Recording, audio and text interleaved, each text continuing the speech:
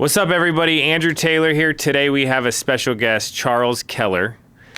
And I don't know much, but from what I heard, you're doing around $40,000 to $50,000 a month in premium. Yes, sir. And you have been doing this for a year. Yep. And you had prison, sobriety issues, all those things? I never landed myself in prison, but yeah, I did have quite an interesting personal development journey, which I think is something that a lot of people at our company have. But yeah, I was super fortunate to have found this opportunity when I did. So I was in my past career, I had always been in sales since I graduated from college, but yeah, my life was just on a trajectory before finding this business that I just wasn't very proud of. Not for the reasons that, you know, most people, like I was very happy with a lot of aspects of my life, but there were definitely several big aspects of my life that were definitely something that I knew I had to address. And it was, you know, something that I ultimately, you know, almost lost everything over. So yeah, when I found Family First Life, I was $100,000 in debt from credit cards and back taxes with the IRS. I was obviously struggling with my sobriety. How old are you? So I'm 29. Okay. Yeah.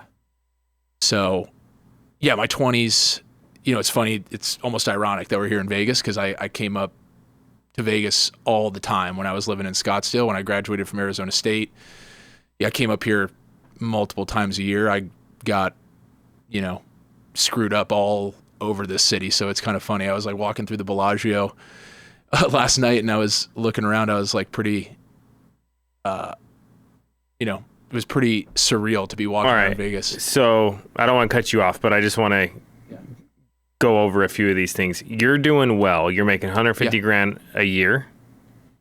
Yep. Selling medical devices or a medical device rep. Yep. You're living in Miami. Yes. How old are you at this time? So I was living in Miami from when I was 26 to 28. Okay. So. And you're living what? Bachelor life? You got a girlfriend? What's going on? No, I was living with my girlfriend. We moved down to Miami together. We actually met in Tampa. So I was a medical device rep in Florida for about 3 years before I found this opportunity. Okay, so you're drinking, or what are you doing? Drugs, drinking? It was mostly, I would say, it was a mix of a couple things. I mean, I was definitely getting to a point where I was like compulsively using kratom, marijuana. I definitely was drinking more than normal. Dude, kratom's crazy. Yeah, it's wild. It's definitely kratom that is at the smoke shop. There's like a new version. Have you heard of it? It's called like 7-0H or something like that. Something nuts, dude. That it's legal, but it is like insanely addictive. One of my friends was spending $10,000 a month on it. Yeah, it's wild. There's like a ton of young kids who unfortunately are using it. It's kind of like a low-level opiate, I would say. Mm-hmm. It's like it has a lot of the same effects as like heroin or oxys. It's like just something that numbs you out, which, yeah, I would say like when I was in Miami, like I was saying, I was over $100,000 in debt from back taxes that I owed. All my credit cards were maxed out. I was obviously living this life that I, you know, to most people from the outside looking in was like a super sexy. Yeah. Like I was a medical device rep in Miami. Like I sold medical aesthetics, which, you know, most medical device reps, they're sitting in a operating room with a surgeon, seeing them, you know, cut people open and smashing, you know, bones and drilling, you know, people back together. And I was selling laser hair removal, selling like BBL and lipo equipment. I was selling That must have been high demand in Miami. Yeah, exactly. So I was like, I mean, I was working in the biggest market selling the best products that you could sell as a medical device rep. And obviously, as you probably know, like medical device sales in terms of like the corporate sales world, or what people think of as like very high income career paths, like medical device sales is like right up there. You know, it's kind of one of those career paths that's in the same kind of realm as like being a doctor or a lawyer. Like your parents tell you to, you know, go out and, you know, find a stable and high income career. That's, you know, medical device sales is usually at the top of most people's lists for that. So yeah, I mean, I was obviously living what to most people looked like a dream life. I mean, I moved in with the woman I'm in love with. We were living in Miami together. I had just taken over a new territory down in South Florida in Miami, which is like the biggest aesthetics market in the country. There's like literally a med spa and a plastic surgeon on every corner.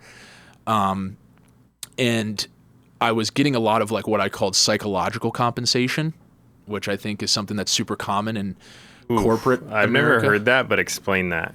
So yeah, I think most people, when they are talking about their career, or definitely I think what keeps a lot of people stuck is what I refer to as psychological compensation. You're telling yourself a romantic story about the work that you're doing.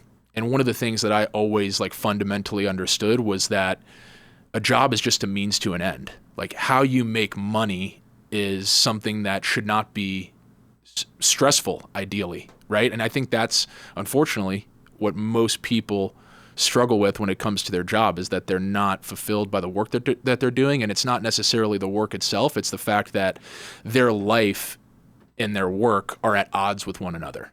Like the thing that drew me to this business, and one of the reasons why I'm so on fire about it, and the reason why I feel like it was such a transformative path for me to take, was because now that I'm obviously a self-employed life insurance broker working in an independent, you know, capacity, I have total autonomy and free will over my life again. Like I'm able to design my life in a way that I was never able to do, even with the income that I was making and the prestige that, you know, that I thought status. I had. Yeah. What kind of car did you have? A nice car? I drive a Ford Bronco. It's in Miami though. Pretty nice car.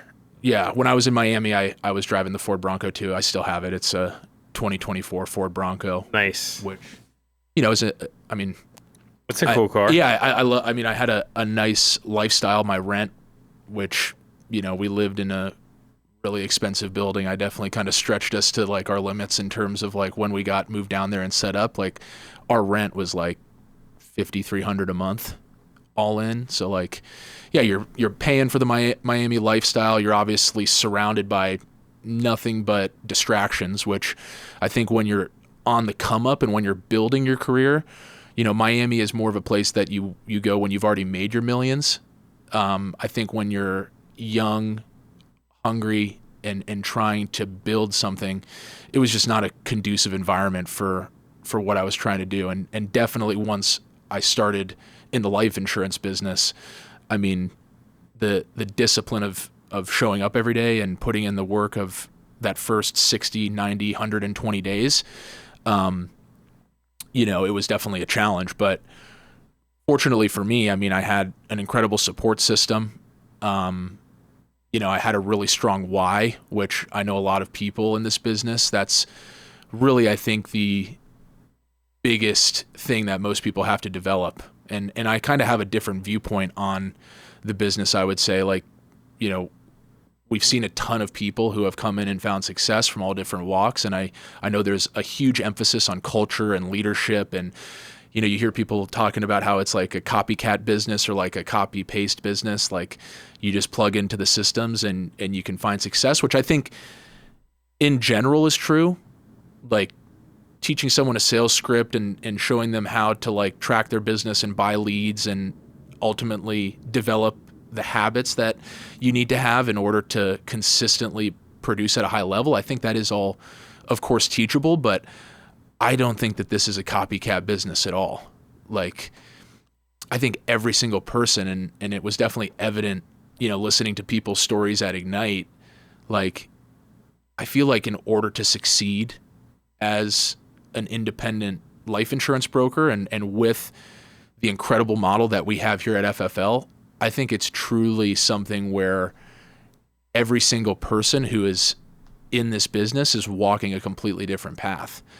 And so I think that the infinite number of ways that you can succeed in this business, I think, is what is so magical about it, because it's something that I think not just from a financial standpoint gives you a ton of upside and the ability to transform your life financially, but I think there is no better opportunity, I think, in any sales industry or any industry in general that has the potential to transform you spiritually and as a human.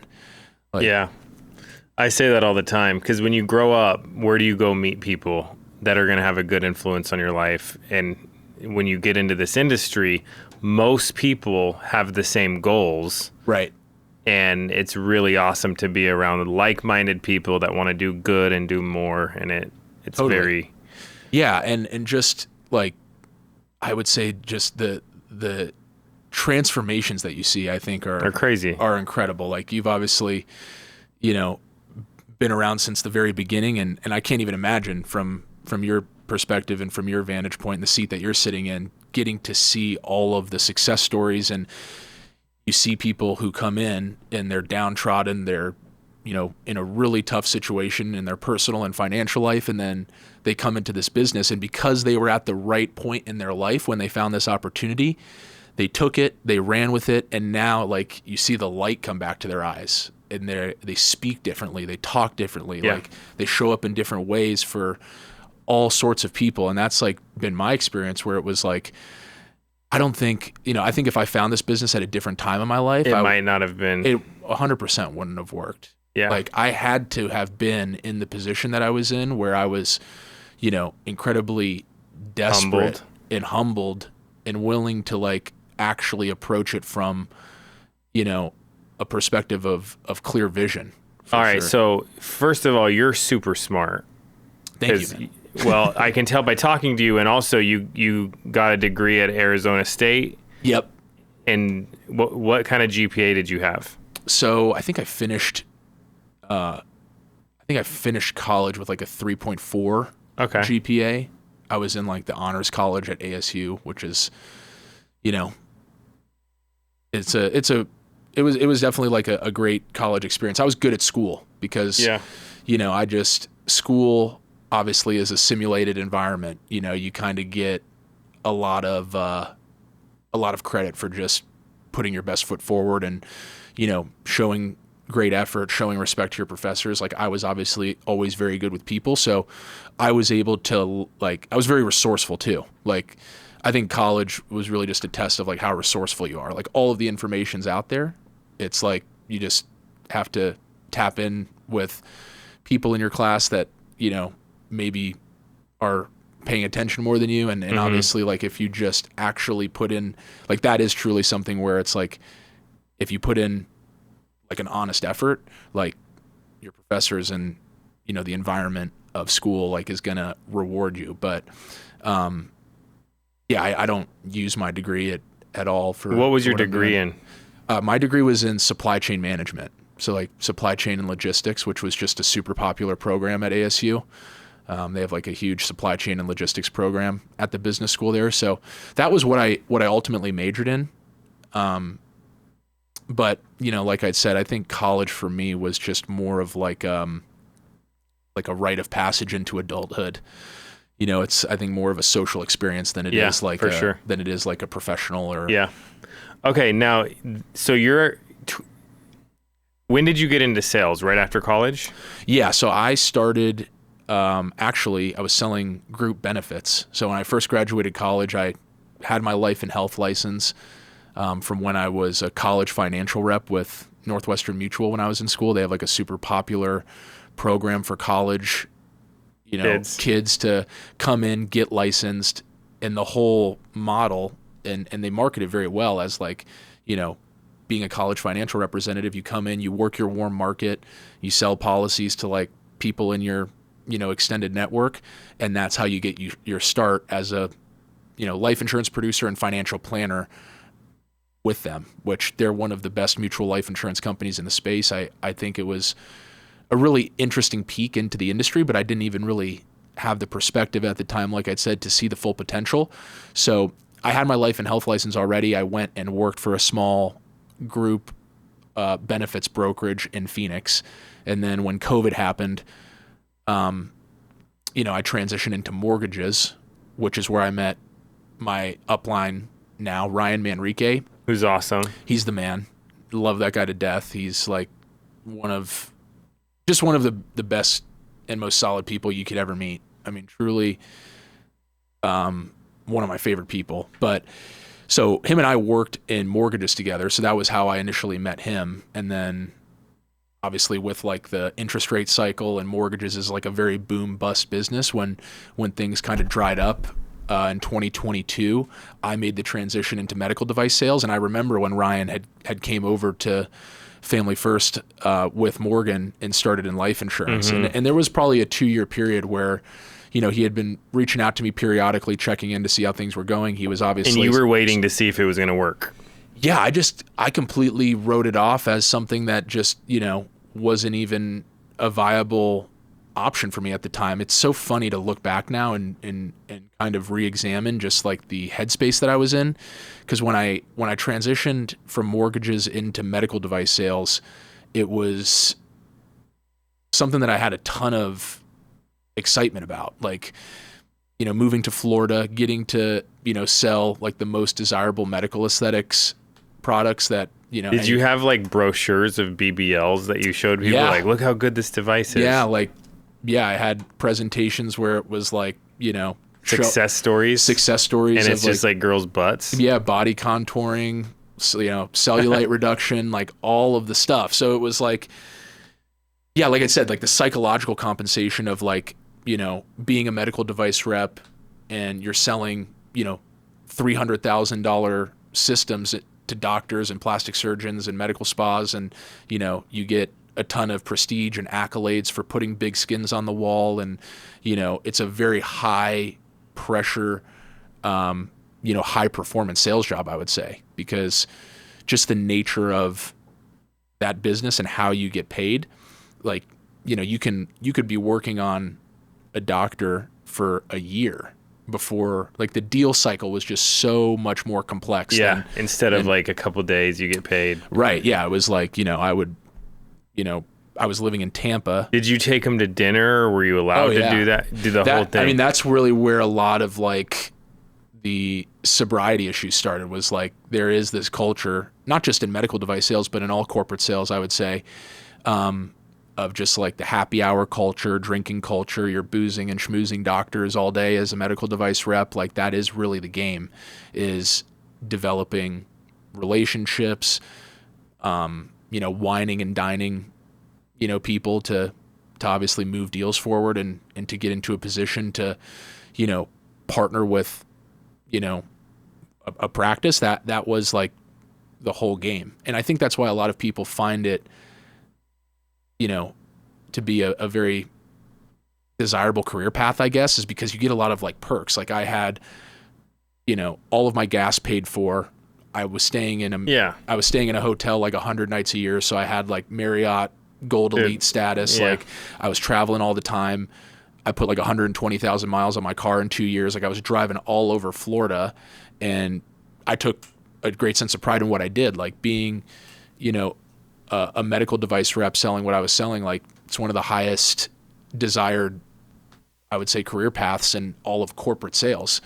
But for me, like I said, I think for me, I was like always just like allergic to working for someone else. Like, I knew I was always entrepreneurially minded. I knew I wanted to start my own business. I just didn't know what was like the most viable and high leverage opportunity. So when I found life insurance, it was like a total light bulb moment. Like, it was kind of like connecting the dots for me. I had already had experience selling insurance. I got my life and health license here in Arizona when I was 19 years old. So I obviously knew like insurance is something that is incredibly consistent, but I always say it's like, from like if you look at business from like just a very simple equation of what is business, right? Business is a three-part equation of marketing, sales, and fulfillment, right? So like anything that you're selling or any business that you're running, doesn't matter if you're selling products on, e-com or medical device sales or selling solar or pest control, like any business is a simple equation of marketing, sales, and fulfillment. So like obviously you need to market in order to create lead generation, to have lead flow and opportunities to actually sell your product as a business. The sales piece, which is facilitating the transaction, you have lead generation, which hopefully turns into a scheduled appointment, which hopefully turns into a presentation, which then ultimately, after that sale is conducted, the fulfillment piece is probably the most important, which most people, I don't think they really approach business from like, they don't think of it in terms of like physics, right? Like the thing about life insurance that's so unique is that there is quite literally zero friction in your ability to deliver the product or service that you're selling to your client. Like, it doesn't matter what tariffs are doing. It doesn't matter where the 10-year interest rate is at. It doesn't matter who the president is. You can move someone through that entire sales cycle in a matter of an hour with the right tools and systems in place, where your ability to like create points of leverage and make multiple sales a day, is, I just think, what is the true magic of life insurance. Like you just have so much ability to, conduct business for lack of a better term. So like a good example is like if you own a car dealership, you have to buy the car. Right. And then you have to sell it. Right. If you own a restaurant, you have to buy the food, and then you have to sell it. Exactly. But the dude that recruited me, who actually is the guy that Sean Mike worked for when he first started, he used to go, this was his pitch. He'd go, look, we're buying and selling things, except the things that we're selling, you don't have to pay for because he goes, they're called applications. And he's like, totally. Guess how many you can get?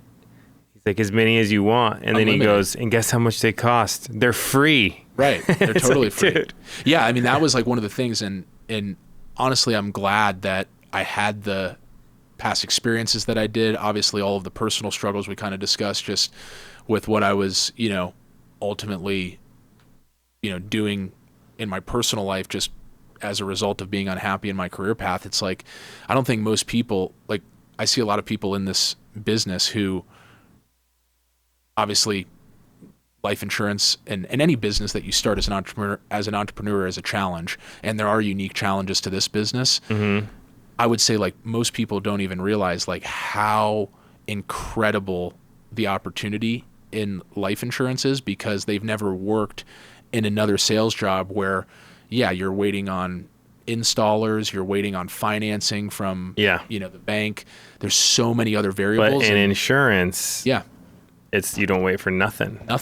And it's crazy. like, that was like the light bulb moment for me. It was like, once I realized that, okay, like I'm incredibly unhappy. Like I want to. What were you unhappy with though? Just because you had a boss, because you owed money to people, because you had credit card debt? What was it? Yeah, I think it was all of it. It was just like kind of one of those things, like one of the sayings that really resonated with me, and I can't remember who said it when I was in the process of transitioning from medical device sales to life insurance, but one of the things I kept repeating to myself over and over and over again when I was, finally gaining the courage to make the jump into this was, the only thing worse than being on a bad path is being on a great path that isn't yours. Like I was living, like I said, what on the outside looking in looked like this incredible life. I'm working at one of the top medical device companies in the entire world. I'm in the biggest market in the entire world for what I was selling. I was living in a $5,000 a month apartment in one of the nicest neighborhoods. Did you stay with the girl? Yeah, my girlfriend and I moved in together. So yeah. No, but are you still with her? Yeah. Nice. So she rode this out with you. She's everything. What's her name? Her name's Hannah. Hannah. So Nina told me I asked Nina about you, and she said, you sell a lot, you're a conspiracy theorist, and you have a hot girlfriend. Yeah, all of the above are true for sure. Yeah. No, I mean, yeah, her and I, in the 2.5 years we've been together, have already so much. And yeah, I mean, she's without question the most incredible thing that's ever happened to me. I don't even really have words for it, you know? I mean, yeah, I just, it was a really transformative experience. You meet her. Yep. And then you hit rock bottom after. Yes. Yeah. So I want to focus in on this rock bottom part. Yeah, please. Because my hope is somebody's watching this and they're going through whatever, everybody's going through something, but whatever they're going through, they can be like, yo, I could climb out of this. Right. And something they hear here, like today, can help them. Totally. So you hit this rock bottom point. You move in with your mom. Yeah. Does your girlfriend go with you?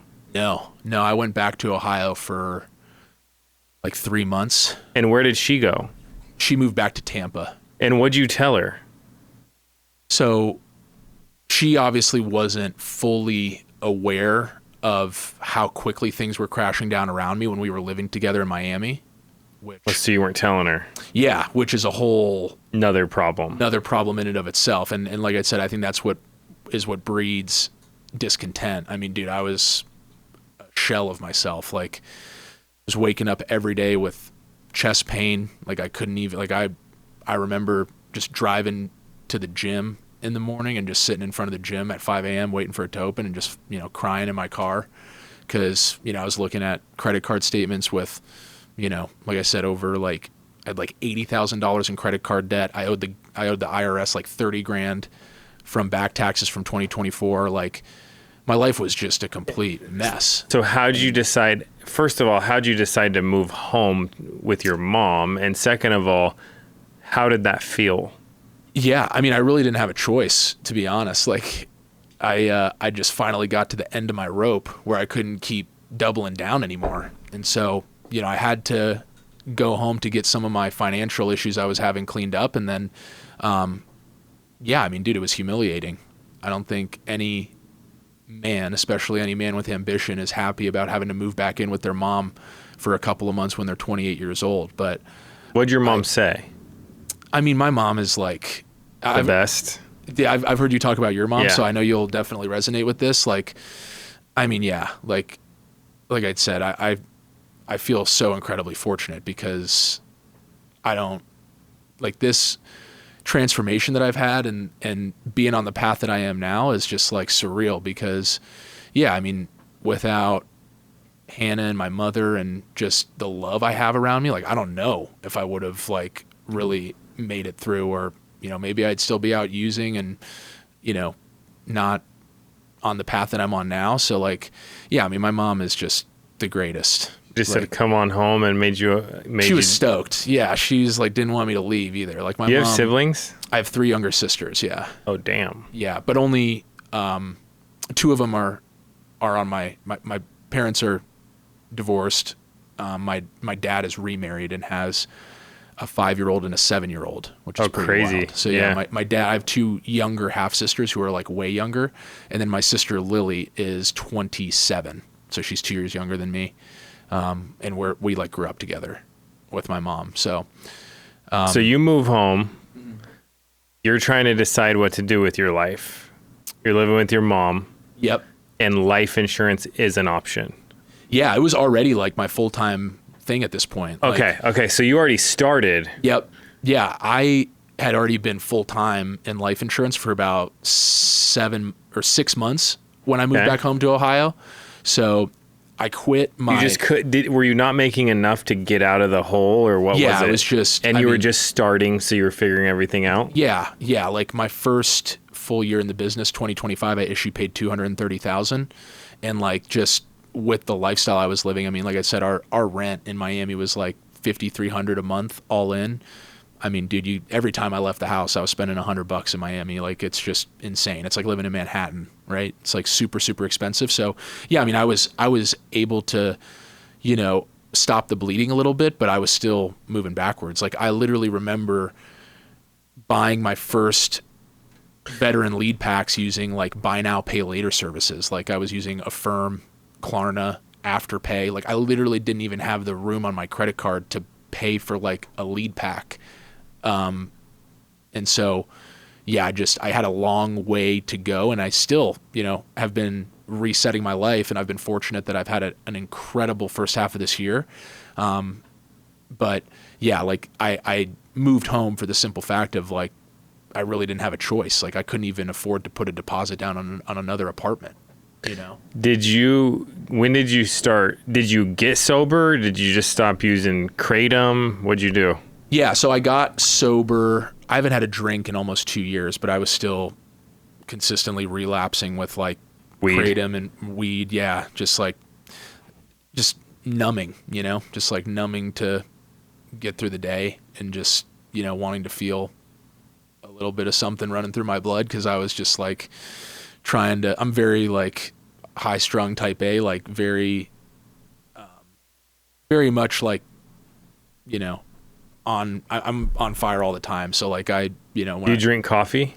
I drink a ton of caffeine. Yeah. Like 3 or 4 energy drinks a day. Like, yeah, I definitely am like a stimulants guy. Like Dude, this agent, I'm not going to say his name, but he was like, he spent a few days in Vegas, and he's like, I get up at 3 a.m. So it's like, okay, I'm going to get up at 3 a.m. with you. And he's like, and then I do an ice bath in like 40 degrees, and it's winter. Yeah. So I'm like, I'll do it with you too. Yeah. And then we would like, he's like, then we go to the gym, and like, dude, I'm freezing in the gym. I can't warm up. Yeah. And he's like, do you want some pre-workout? And it's like 800 milligrams or something crazy. And I'm like, sure. So I take the pre-workout, and then we leave the office and we go to Starbucks to get a venti coffee, which by the way has like 400 milligrams of caffeine in it. Yeah, guy just in a loves venti to coffee. And then later in the day, he's like, how you doing? I'm like, dude, I feel like I'm gonna have a heart attack and I'm falling asleep. Yeah. He's like, do you want another scoop of pre-workout? I'm gonna have my second scoop. And I was like, dude, you're an animal. Yeah. And then later he's like, yeah, no one can keep up with me. I'm like, yeah, I don't know how you're like awake. And he's just warming up, dude, getting ready to dial. And then he's like, yeah, do you want to take some modafinil, which is like a fighter pilot. That's hilarious. Focus that it makes you not sleep. Yeah. And I'm like, all right, bro, you're cheating. I can't keep up with you, but you are cheating. I mean, you just described like my entire like process. Like I had all these like weird little sick rituals, like with the, kratom, nicotine, caffeine, alcohol at night to just like, chill out. Like, yeah, you become just a compulsive, you just become a compulsive animal. What about nicotine now? Yeah, that's one that I still haven't fully dropped. Like, is it just nicotine pouches? Yeah, nicotine Zins pouches, or something? Yeah, like the Zins and stuff, which I honestly don't even know why. Like I said, it's just like the least, I would say, and I guess it's not even the least compulsive or addictive. It's like arguably the most addictive, but it's just like the lowest, I guess the lowest shame one. So and like, you can hide it. Yeah, and So, it's like super common. Like everybody's like throwing. I was taking them for a long time. Yeah. But dude, I think they don't make me feel good. No, dude, I don't think they make me feel good. Dude, they make me tired. Everybody's like, yeah, like I love Zen. It gets me all wired up. Like I get focused. I'm like, dude, I want to like go take a nap. Yeah. But I'm also like throwing 4 of them in at a time because I'm an animal. I'm psychotic about it. Like anything I like doing, You'll do it. I want to do it all day. It's like if I have if I have a headache or like with it's like it says take one, take one, don't take more than 2 at a time. Like I'll take 4, because it's just like, I don't know. I've just always had, and maybe, that's the addict in me of like, I did the same thing. I would take like way too many and then I'd feel sick. Yeah. And I was the same way when I was in college with the drinking. Like it was like, I was like trying to prove a point of like, I will out drink you. Like I am more crazy than you. Like that was my whole, like I was a very intense person. Do that in insurance. Yeah. Which, dude, that is like honestly why, like it's been such an incredible journey just in the short year and a half that I've been doing this. Cause like obviously there's a lot of people who say a lot of stuff about the life insurance space in general, not just Family First Life, but obviously there's a ton of, naysayers and people who are just not, very open or receptive to like the impact and the quality of life you can have building a business in life insurance, because they just view it as like which is what I love about it. It's like an average Joe's type of business. Like common people can do uncommonly well in this business all the time. It's like one of the most beautiful things about it, seeing someone come in who's not a particularly exceptional person. And then next thing you know, like fast forward 12 months and they're making like 6 figures a month. It's like, and this is like what drew me to like AA rooms and like getting into a sobriety program and like all of the things. Like I live for like the transformation. I love screwed up people. I love seeing people like come into a new chapter of their life or finally find the courage to like actually start taking the steps to transform. And you like I said, you see the light come back to their eyes and they speak differently. They talk differently. They have a whole different outlook on their reality. Like I love that about this. Mm-hmm. Like to a lot of people, that's what turns them off. They see these 19-year-old kids like, flexing cars and, it's kind of like a bro sales culture in a lot of ways. And there's a lot of dorks, honestly, in our business, but I love that about it. Like, dude, I love that. Like, I love extreme people. I love like people. Wait, who are you calling the dorks? The guys with the cars? I mean, I don't want to like indirectly call anybody out or whatever, but no, I mean, dude, there's just a lot of, I'm just curious. You're not going to offend anybody. No, there's a ton of, just like cringe behavior that goes on, like not just people with the cars and like pushing the lifestyle, but LARPing. Just LARPing. Yeah, the LARPing. What is LARPing? Tell everybody. LARP stands for live action role play. So it's like LARPing. It's like when you see those guys at the park doing like with the swords, with like the swords, or like the medieval doing time like, outfits. They're doing like a Star Wars reenactment. Like that's LARPing. And you're saying that the kids with the cars, the ones that can't afford them, or even if they can, it's like just we are now at a point, I would say, not just in the just in society where like there's so like living vicariously is at like an all-time high. Like I would argue that what goes on this thing is more real than what most people even experience in their real day-to-day life. Like most people are living through their social media, right? A simulation. It's the truest sense of a simulation. Like it's literally simulated reality. You have these kids or a lot of people in this business who come in and they find a great deal of success early on, and then they're selling the next guy on, what an incredible opportunity this is, or, I think they just position it in a really wrong way, because just coming from, I guess, the background that I came from, I have such a deep affinity for this business. Like I'm on fire about this business because I guess I viewed it as more than just a money vehicle. Like I said, I made good money at my last job. It wasn't even necessarily the income potential. That was definitely the main driver for me, obviously, was financial. But the things that I love most about the life insurance business are just all of the other like details, like I said, seeing someone transform, not just obviously in terms of the money they're making, but just as a person in general. It's like medicine for people. Totally. It's an environment where you can heal and you're encouraged. Yeah. And most environments, they're not healthy. A lot of them are not, especially work environments. Dude, oh my gosh, I could go on about this for hours. I mean, like, could not have been in a more unhealthy environment in most of the corporate jobs that I was in. And that's like what I love about this business, like going to Ignite, last weekend and just seeing like all of the different faces. It's like, dude, I love the fact that people can just like, I feel like here, and this was definitely my experience when I first started to really look at this, is like, okay, this is now my life path. It's no longer just like a career. Like building the agency is like what I'm going to be doing forever. And like the reason for that was obviously financial. I mean, the income potential that you have in life insurance, for all the reasons that we discussed, like it's the lowest friction sales job. It's the simplest product to sell, which ultimately makes it the most scalable so you can make the most money. That's all great. But the thing that I love the most about it is just your ability to live your life by design.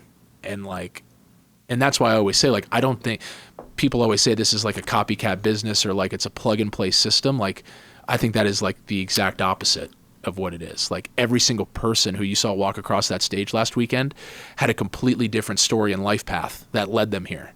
And they're all on a different journey, and they're all living a different day-to-day reality. Yes, we all have a very like systematic process for like selling policies, training people on a script, getting them set up with leads and getting them on the phones and selling. But like, I don't think that there's any two people at this company or in the life insurance space in general who have had the same or even similar paths in any way, because everybody's why is different. Everybody's life is completely different, right? That led them here. So, but what is your why? Yeah, so it's a good question. I mean, I would say a couple. I know you want to get Hannah a ring. Yeah, we are looking at rings right now. I'm in the process of that already. So yeah, I mean, I want to obviously get married to her and start a family and, you know, bring kids into the world together and, you know, do that whole thing. Like, that's like definitely without question, like my biggest North Star is like getting to a place in my life where like I can lead a family and lead her and protect her and, you know, build an incredible life together.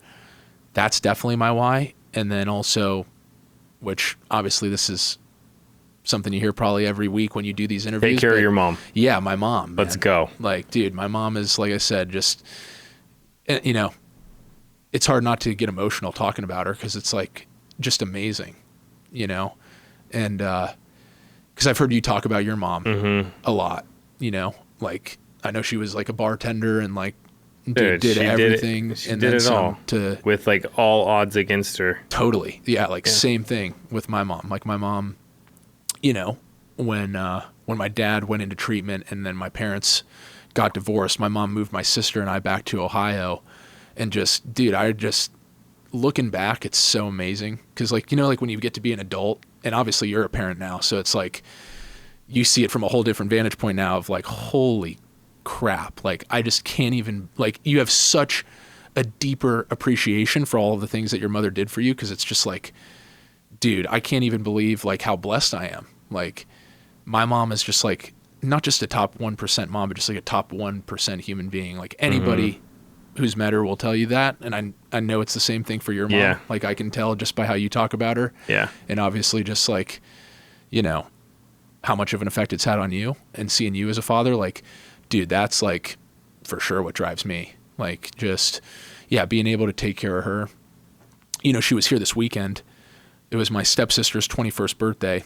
So my mom and stepdad were out here, got to go to a couple of nice dinners, like got to spend time with them. Like, I would have never been able to do that in my medical device job or my mortgage job. Like, getting to drive up early on Friday and like come spend the weekend in Vegas with them and go to, you know, Carbone at Bellagio, which I had Edmund call in a favor for me and got us set up. Oh, you did? Yeah, man. I'm using all the tools at my disposal. So let's go. We just went there. Did you like it?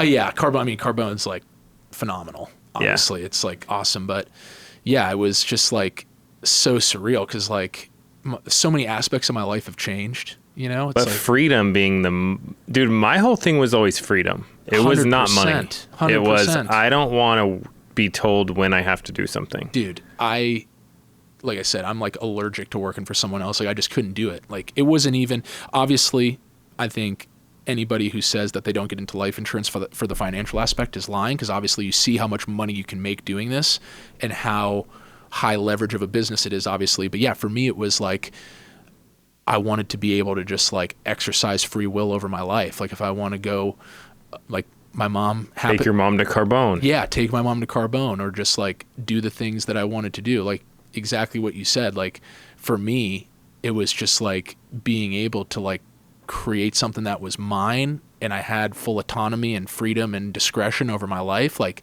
that was what drove me to this business more than anything else. Like, there's a million different ways to make money, and like, not all money is good money, you know?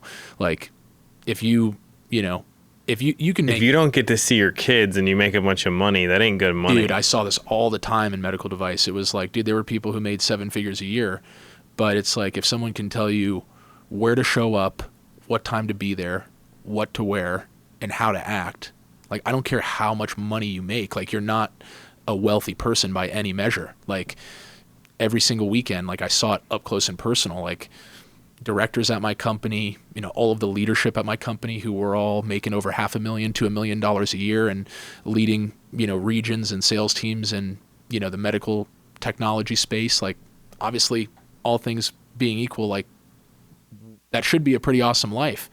But I saw it all the time of, like, you know, guys having to step out of our, you know, we would get together in the morning for like a morning huddle if we were at like a conference or on the road, and like guys having to step away because they're on the phone with their wife getting screamed at because they're like the only father who's not at their daughter's like competitive cheer contest. Yeah. It's like, so that was like when I started to really build an escape plan. I was like, I think it's something that most people can intuitively pick up on. Like, if you wouldn't trade places with your boss, like, dude, you gotta really consider, push all your chips to the middle and go all in on something, because like you're digging your own grave. All right, so let me ask you this. So have you ever heard of the book Outwitting the Devil by Napoleon Hill? I know Napoleon Hill. Okay, so he wrote another book, Not Think and Grow Rich. Right. And the family didn't release it for like 50 years because he documented his talk with the devil. Wow. And the family thought everyone would think he was crazy. And it's still a mystery because like they don't know if he made this shit up. Right. Or what was going on. Yeah. Okay. But he documents his talk with the devil. Okay. Uh-huh. And in the beginning, I just picked it up again and I really like the book. But in the beginning of the book, he says he's leading up to how he ended up in this really bad place to have this conversation. And he wrote all the success books. So he's the dude who wrote the book, now struggling with anxiety and all kinds of other issues. Right. Okay. So he says in there, he was suffering, like in the very beginning, he was suffering from one of the greatest human ailments of all time, which was indecisiveness. Totally. And the reason I want to bring that up is because you're in this position of figuring out what you're going to do. Do you feel like just not deciding what you were going to do was part of the suffering? Yeah, 100%. I think the indecision is a huge part of it for everybody. It's like they know they need to do something, they just don't know what, right? Which is what ultimately keeps people stuck, I think. They're so afraid to like leave the thing that's keeping them miserable because they just don't know what to do. And I think that's never been more true. But once you decide, you're kind of free. Dude, like I said, I remember being I was dead in the water. Like I had, like I said, just a mountain of credit card bills and, you know, back taxes that I owed. Like I knew it was going to be like a multi-year solution. Like I'm still, you know, making my final few payments on like, you know. So you paid it all off. No bankruptcy. No bankruptcy. I still, you know, I'm paying off some. I've got like 2 cards left that I have to pay. And then I still owe like 14 grand from 2024, which I'm paying with the IRS. So yeah. You're almost done. Yeah, pretty close. But like, I remember sitting in front of my gym in Miami after, I'll never forget it, dude. I remember like so vividly, like the morning of January 7th when I called, like, you know, when I got off the phone with my regional director and I had just resigned from my medical device job. And I was crying because I'm just like an emotional character. Like I hate letting people down. Like I said, I have such a strong sense of like, I don't know. The people part really screws with me. Every job I've ever quit, I've cried every time because it's just like, you feel bad. Yeah, man. Like I just felt terrible for, you know, because, you know, I felt wholly responsible for just like the situation I was in. But it was like, dude, people who have taken chances on me and put me in positions to win and I haven't followed through, like that has always hung on me. But for this one, like I remember hanging up the phone and just like taking a deep breath and feeling like free, 100 pounds lighter. I was dead broke. My girlfriend and I's relationship was on the ropes. We ended up splitting up temporarily when I went back to Ohio just because like I couldn't even show up as a, you know, boyfriend in the way that I needed to. Like everything about my life was just like completely awful from what I was experiencing. But yeah, when I finally did make that decision, like you were talking about, like when I finally gained the courage to like actually say like, okay, like I'm going all in on this, that was like the moment where it was like, dude, I felt like I was like, walking a completely different light. It was just surreal. So when I joined Family First Life, had a lot of problems with where I was before. Yeah. Okay. But I was just like holding it all in. Yeah. And like not expressing it because I'm like, something bad could happen if I go against the grain, right? Totally. So when I finally decided to join Family First Life and burn the bridge, it was the most freeing experience I've ever had. Yeah. I literally can't even describe it. Like I remember it like it was literally yesterday. I remember the day that I went full time with this and like actually got to that place mentally where it was just like, I'm an entrepreneur now. I'm self-employed. I write my own paycheck. Nope. Like I no longer have to like live in this constant state of like being in double Dutch mode, like ready to like, like jump in. Cause like I finally owned my life, even though I was like I said, completely, dead in the water in every aspect, financially, spiritually, in my relationship, like everything about my life was falling apart. But I remember that decision was the salvation. That was like something that I was putting off for so long, but that was like when everything completely changed. So maybe Napoleon Hill's right. Yeah, I totally agree with that. I mean, that is from what I see with people, and it's funny because I just had this conversation with a new recruit last night who, I was talking to, and, she's transitioning over from the mortgage space and, is, someone who's going to be on a part-time schedule initially because just like me, she just wanted to kind of feel out kind of what this was all about and wanted to like get a sale first to kind of see if it's something that she can feel confident in building a business around and doing. Like when I first started, I actually started part-time initially. So like I was working my medical device job from 7 to 6 every day. I would get home. I was living in Florida at the time. So I bought a California license, and from like 6:30 p.m. to like 10 p.m., I was just dialing silvers in California till like 10 o'clock at night. And I knew from that point, like I was like, I will not make any money doing this. Like I don't need to make any money while I'm working part-time. If I break even on my lead spend, great. Let me just learn all of the different e-apps. Let me learn all the different systems. Let me go through an entire deal cycle from the initial hello to when the policy pays out. Like, let me do that several times to where once I shorten that learning curve and complete kind of, the first steps of learning how to even, make a sale in this business, then I'll make the decision to obviously go full time and quit my job and go all in. And it was at the end of the year in 2024 when it was like Q4 was wrapping up. That's when a lot of like medical practices are like buying equipment because they have like their Section 179 tax credit they need to hit for their write-offs and all that. So I was like, let me finish Q4. During this time, I'm just going to be like dialing at night just to have live conversations. And hopefully, if I make a sale, great. If not, like, let me just learn this.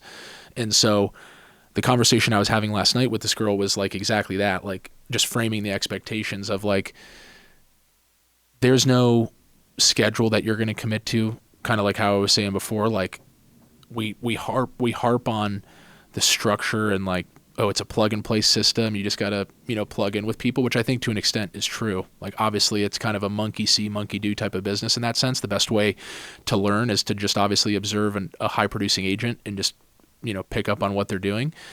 More is caught than taught, right? Like I think that's totally true. But when it comes to like whether or not you're actually going to have any success in this business, I think is like way more of like a spiritual question. It's like, are you actually at a point where you want to build your own business and do the habits that are necessary to be your own boss and move through this world in a way where you do not depend on anybody else? You don't have to answer to anybody else. Like, because everybody wants to quit their job. Like, I don't know. Does everybody? I don't know. Some people I think like their job. They get to check out. Yeah. people who there are people who are just they not, make enough, they get to check out. Because, like, dude, part of the thing that I don't like about this business is you can't turn it off. You can't turn it off. No. Yeah. And that definitely, I think, is true. I think there's definitely some people who just, they want to, go through their work week, and then when 4 o'clock on Check Friday out. hits, they're like, I'm good. I can turn my phone off. Yeah. No, I think that. And I respect that. No, I think that's fine. I just think for the far majority of people, and maybe this is like kind of just a different way of saying the same thing, like everybody says they want to quit their job, right? Like everybody, especially now, like I said, with how everybody lives vicariously through this thing, like everybody wants to be a micro influencer or an entrepreneur or start a brand or do some sort of like drop shipping, e-commerce, some sort of self-employed endeavor, whether it's like everybody would like to. Some people there you go. will attempt to, 100%. and some people will actually do it. And that third group is like few and far between. Yeah. Like It's the burning desire to win. Dude, that's what people say. Like, what's the difference between someone who makes it and doesn't? The difference is one person has the burning desire to make this work. Well, and that's you just, can't stop it. Exactly. That's like what I'm getting at. It's like, it's not the systems, dude. It's not. It's you. It's like, I don't know how to, like I said, if I had found this opportunity when I was at a different point in my journey, I probably wouldn't have had even a fraction of the success that I've had now. But it's because of the stage in life and where I was at when I got introduced to this, where it was like, okay, yeah, like this is going to become my entire life and passion and pursuit. But like for most people, I'm sure everybody would love to, be self-employed. And, you hear people say all the time, like, I want to be my own boss so I can make my own hours. Well, that's why you're never going to be the boss, right? Like that's exactly what you just said. Like one of the worst parts about being self-employed is that you can't turn it off. But the thing that I, hear all the time is like, everybody's like, I'm just unhappy at my job. Like, tell me about this life insurance thing. Like, I'm definitely interested. I want to learn more about what it is. But did you hit rock bottom, or are you? It's like, I can't teach that part. Yeah. It's like, I can. Some people don't have to hit rock bottom, but some people, because they get lucky with timing, right? They're like, I'm ready to be an entrepreneur, and they find the right thing. Totally. Some people do have to hit rock bottom, which you did for sure to push you here. Well, and even those people who like, it's like a timing thing. I mean, dude, life is long, like, and you've obviously seen many people come and go, right? And there's people who come in here and even perform at an incredibly high level for several years. But like you'd said, because you can't turn it off, because it becomes your entire existence, they don't want that. Like most people are better off with a job because they can turn it off. But I do want that. Me too. Yeah. Yeah. Now, you can also solve for that too. Not early on, but later on you can solve for it. You can put things in place to make sure you do have freedom. You didn't create a prison that you have to always be available to. So like you can get out of that. Totally. But dude, check this out. I was the 336th agent to join Family First Life. Yep. How many agents do you think out of the first 336 are still here? Less than a dozen. Dude, that I know of, under 10. Yeah, less than 10, I was going to say, yeah. But did they know what they had their hands on? No. Not even close. Now, people don't know what they have their hands on now because... Most people. Even still walking around... The people that work here don't. No, I'm saying, even walking around Ignite, people still talk about it like it's just, it's a high-ticket sales job, it's a virtual sales job, make your own hours, make $10K a month from anywhere, work from your laptop, blah, blah, blah, right? It's like, dude, I am so on fire about this business for so many other reasons because it's like I have never found a vehicle that obviously gives you the ability to design your life around your work in a way that gives you so much more freedom and flexibility and ultimately fulfillment to show up for your family and do the things that you want to do day to day, which is what you actually work for, right? Like, let's be honest. But what I love so much about it too is just from like the aspect of being something that it can be whatever you want to make it. Like there's some people who come in here and are selling you had Trey Howe in here last week. He's selling $140,000 a month in issue paid business off his own pen. And then you've got, single moms who work from 9 to 3 and they maybe issue pay $30,000, $40,000 a year. But guess what? They're at every cheer practice. They're at every, parent teacher conference. They're at every, field day for their kid's school. Like, I think both of those are equally incredible. Well, right? we haven't even tapped into part-time yet. Yeah. So most old school IMOs, like let's take WFG, for example. Yep. And don't quote me on this, but this is my understanding of this, okay? A lot of part-time people that sell their friends and family. Right. Now, and they get referrals from their friends and family, and they could sell, 5, 10, 15 policies a year. Now, we haven't even tapped into that market yet. Right. Most of our sales force is full-time. Yep. The moms and the single moms or the moms that work from 9 to 3, they haven't even heard about us yet. Right. And when they do, it's going to be crazy because you don't have to sell your friends and family. You can you can sell your friends and family, and you should, because that's a great model. But you can also use leads and high commission. Yep. Someone was trying to tell me the other day, they were breaking this down to me. Their top commission was 80. Wow. That's if you hit the top of the grid. And then there's some formula where you get overrides off of like your first leg or your second leg or some other stuff. Yeah. Your starting commission is at 40. Okay. Okay. And they're trying to explain to me how that's a better program. And I'm thinking in my head, in 5 years, you're going to see we're starting people at 80. Right. You're going up to 145. When people figure this out and they're not under a spell or psychological success or whatever you called it. Yeah, psychological compensation. Psychological compensation, when they break through that, it's a wrap. Totally. Everybody's going to want to work here.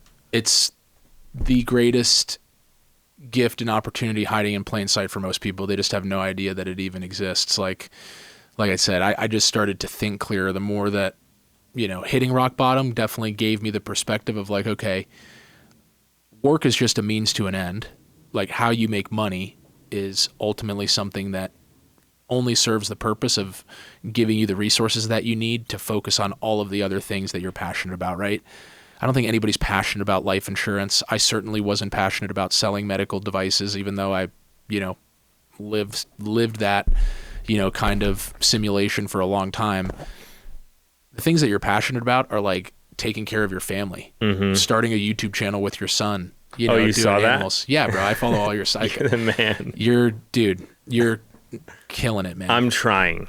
Dude, it's like super inspiring for guys like me, just because, like I said, I just think people get so romantic about how they want their life to look, and they don't realize like just how precious all this is. Like, it's such a delicate balance. Like, dude, that's what I just started to realize. It was like I was saying, the psychological compensation. It's like, do you like telling people that you're a medical device rep so that you can, stroke your ego? Or do you actually want to be able to, go to Vegas to see your mom and family when they're in town for the weekend? Do you want to be able to go to, anywhere in the world with the people that you love and do the things you want to do? Or, do you like telling people and yourself a story? And most people, they tell themselves a story every day to get up and keep going to the rock pile and keep doing the work that they're doing. And that's why, most people are living like quiet, in quiet desperation. Like I said, everybody I think would, even if they're not entrepreneurial, like most people, they might claim that they want to pursue their own self-employed endeavor or path. Like everybody at some level would probably be happy quitting their job, but there's a big difference between wanting to quit your job and wanting to start a business. It's a huge difference. Yeah. All right.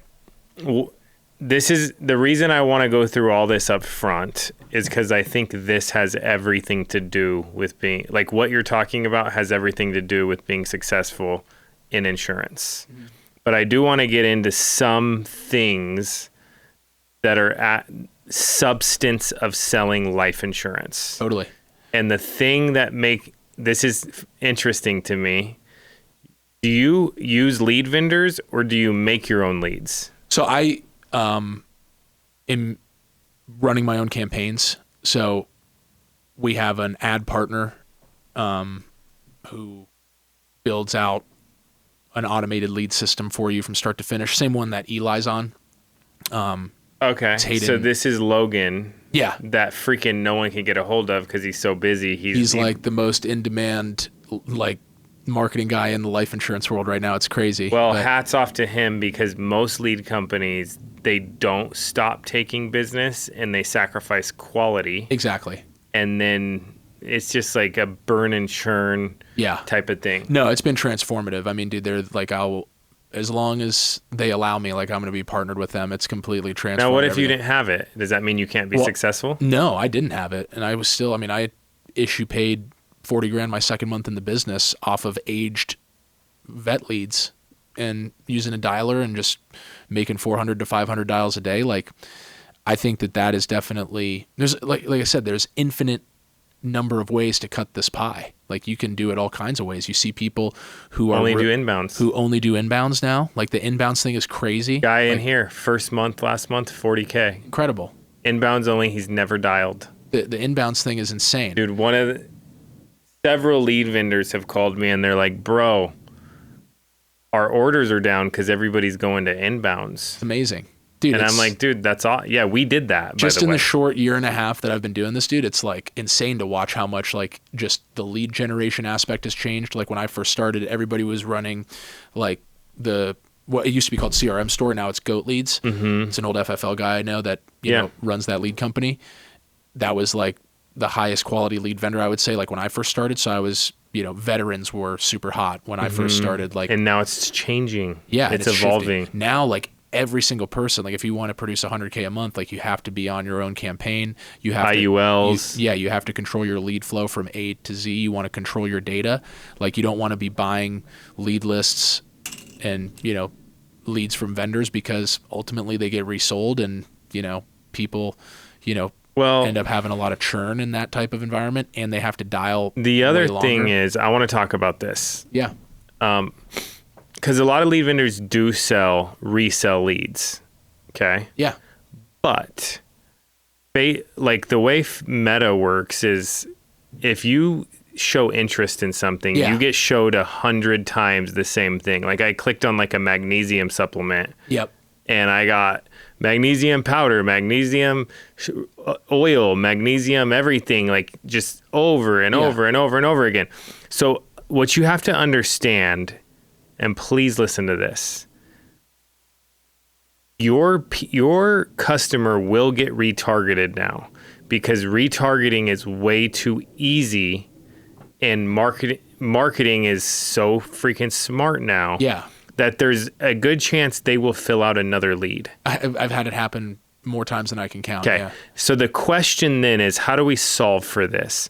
The problem is, how do you get your customer to trust you and not cancel your policy that you gave them when someone else calls them? 100%. So how do you do that? Yeah, this was the topic that I spoke on at Ignite, which was how to keep your business on the books. And I really didn't talk anything about like the scripting or like cementing the sale, all of these things that we train on when it comes to the actual language of the script, and how to, close up or tie up a sale with giving them, your information, saying, hey, hey, I got some good news and bad news. Bad news is you're stuck with me for life. Good news is you're approved. Ha ha ha. Like, blah, all that whole thing. Yeah. Like, the only thing I talked about was your only job as a life insurance agent and as their trusted advisor is to construct the why behind what product they're buying from you and why they're buying life insurance from you. In terms of like, what's the best strategy to raise your persistency and what's the best way to avoid churn and chargebacks, it's actually doing the work of building a deep sense of value on the phone, not just going straight to selling the price or, selling fear or whatever it is that you're doing to try to get a sale. This was like, I think something that resonated a lot when I was speaking on stage, was like, the same way we talk about having to develop a strong why in this business in order to be successful, you have to do the exact same thing for your client. With the customer. 100%. Like, because the thing that we're selling, and, I'd touched on this as well, like, this business is metaphysical, right? Like, we don't sell a product that is a product you can see, touch, feel, the entire value of the sale is created in the story that you tell, the picture that you paint for the client, and building the deep sense of why for them as to why they have this policy in place. Because they're inevitably going to have other agents calling them, right? Like you said, even if you're running your own, campaigns, even if you're doing your own thing with, your marketing and lead generation, they're still going to, at some point, probably fill out another form or have another agent reach out to them. What is going to stop them from hearing them out and letting them go through a presentation and possibly churn that business off your book? It's how good of a job did you do constructing the why for them? Like, did you actually build value, or did you just quote them 3 options, gold, silver, and bronze, and then just, slot close them into, a lower price? Because if that's what you're doing, you're going to struggle, right? So yeah, and then are you selling value? And I sent every customer I ever had a handwritten thank you card. Yeah, every customer. I remember you talking about this on a past episode. And I also would call them in 90 days and check in on them. Yep. And then I would text them something like, hey, if you need something, call me. If someone else calls you, call me. Don't listen to them, because they might try to charge you more or flip your policy, and it's not good to get you out of the contestability period. It resets. Right. Right. But I'm making an effort. And then if they do cancel, I'm calling them to conserve it. And I would conserve about 50% of people that actually canceled just by clearing some simple confusion up. Yeah. Right? But it just takes work. But if you get in and you don't get discouraged, if you write a policy and someone else gets that lead somewhere from another ad campaign, and you don't do your job right, yeah, you're going to get a chargeback. Totally. Because someone's going to replace your business. 100%. Yeah. And writing the right product too, though. Yep. And that's why I like this a lot, especially in final expense. The integrity tool, the quote tool that they have when you log into Connect. Integrity Connect, it shows you every carrier. Yep. So you're like, yo, somebody can't, and you put all their health information in there, and somebody can't give them a better rate. Right. Like, it has every carrier in there. Exactly. Which is super cool. The other thing is, at the end of the call, do you do anything to tie them down? I do go through a very brief overview and explanation of like, hey, I'm going to be your trusted advisor on this. I'll be touching base with you every, couple of months or so. I always like to do an annual review with my clients, just making sure we're still in the best position, because, life changes through the years. Kids come into the world. You might purchase a new home. You might, change career paths. So, here's my personal cell phone. This is the best, number to reach me at, and then, I go through kind of that typical scripting of, tying down the sale, as we call it, giving them your personal contact information, having them write down your information, their policy number, going through the fact that, hey, you're going to maybe have other people calling you, just let them know that you already got it taken care of. And if you need anything, obviously call me directly if they start trying to push you into something. Mm-hmm. All of that, I think, is self-explanatory. I think, just, kind of how we were just talking, like, chargebacks and churn are a part of the business. There's every business has returns or cancellations. Yeah. Like, it's a common part of any business that you're going to be running. But for our business particularly, because it is probably the biggest pain point, I would say, in terms of, maintaining your profitability, I still think like you were saying, you have to obviously sell them the right product and you have to tie the sale down. But at the end of the day, what are you doing to build affinity with your client? Like, why would they go with you? Are you connecting? Yeah. Like, are you connecting? Yeah. I mean, are you connecting at a deeper level than just being their life insurance broker? Like, yeah. I tell an entire story. In my introduction, I tell my entire story. Like, my main lead type that I'm running right now are contractors. So contractor IULs. So I tell the story about how my father was a contractor. My dad ran his own stucco business. My uncle was a general contractor and built custom homes. My soon-to-be father-in-law, Hannah's dad, runs an asphalt and paving business in Toledo, Ohio, where we're from. Like, every single person, whether it's my dad, my uncle, or my soon-to-be father-in-law, all of them are contractors. I know from a personal level, I grew up going to job sites with my dad, I know exactly what, a contractor's, main pain points are when it comes to paying subcontractors, getting jobs done and completed on time, depending on the type of work that you do, whether you're a contractor or in the trades. I frame that entire story because now when they say, oh yeah, when they look at Charles, their life insurance agent, I'm not just some guy. They remember too. Yeah. They're like, oh, this guy understands why we're doing this. That's what I was saying, like building the why. It's like, why are we doing this? Yeah. I tell them the story of my family and my upbringing. Like my dad, ran a stucco business, went out of business, filed bankruptcy. Like most of it was due to, personal issues like alcohol and substance abuse. But, what could have been possible had he had an IUL, or for to access capital that he needed at the time in 2007-8 when everybody was going belly up, right?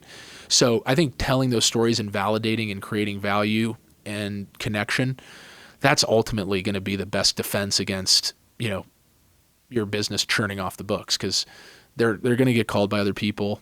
Yeah.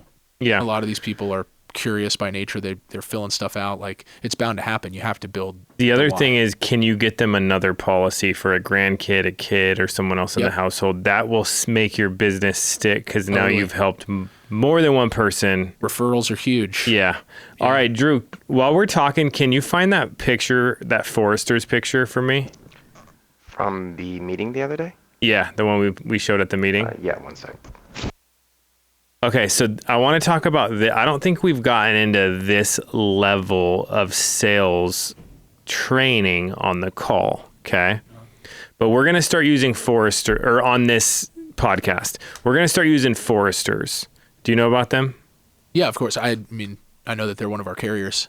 Okay, so this is the company I started with when I was 18.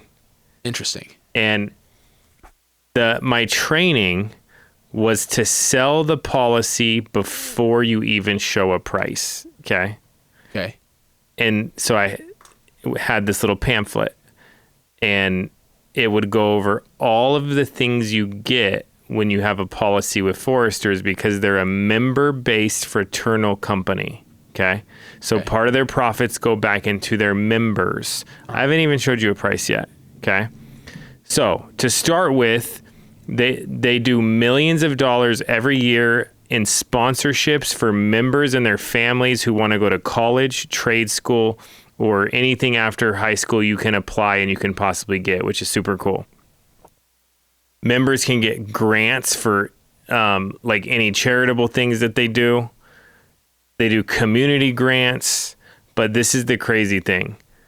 For every kid, if both parents die, every kid you have under the age of 18 gets $1,000 every single month that goes to help take care of them, whether you're spending $20, $30, or $50 a month, gets assigned to whoever's taking care of the kids at that point. That money goes to them to help take care of them, make sure they're okay. Wow. So if you get a $5,000 policy, you're good. If you get a $10,000 policy, you get all of those different things. They have, and this has been 18 years since I've done this, so I'm doing this off the top of my head. Sure. From then, but that was the main, it was called the orphan member benefit. That was the main thing.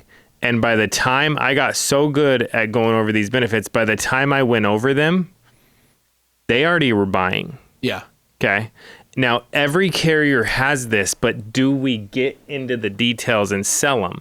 Like American Amicable has a Everest program. Do you know what that is? No. It's a free concierge funeral program that takes care of all the things if something happens to you that you don't want to deal with. They contact every funeral home in the area. They get the best pricing. They do the negotiations. They help you with the death claim. Right. They do all these things, which is a free thing. So if we're leading with these things, like somebody's going to be like, bro, I ain't leaving Foresters to save $1. Right. Like I have all these member benefits. Love it. Yeah. Building value around the features of the product. I think product knowledge is huge. Before you even start. Drew, did you find that picture?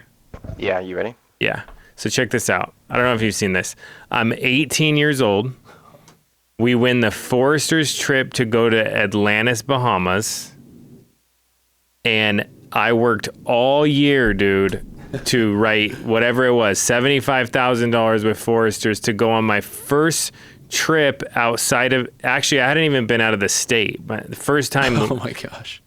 But we go to the Bahamas, they pay for everything. And I'm just like, dude, I'm like, this industry is freaking insane. Crazy. Like, you're telling me all I got to do is go write 75 policies and I can take the people I care about on vacation somewhere. Totally. For free? Yeah. So no, I think it's great. Have you won any trips to take Hannah to yet? Yeah. I mean, I hit the producer bonus for the Puerto Rico trip. We're not going.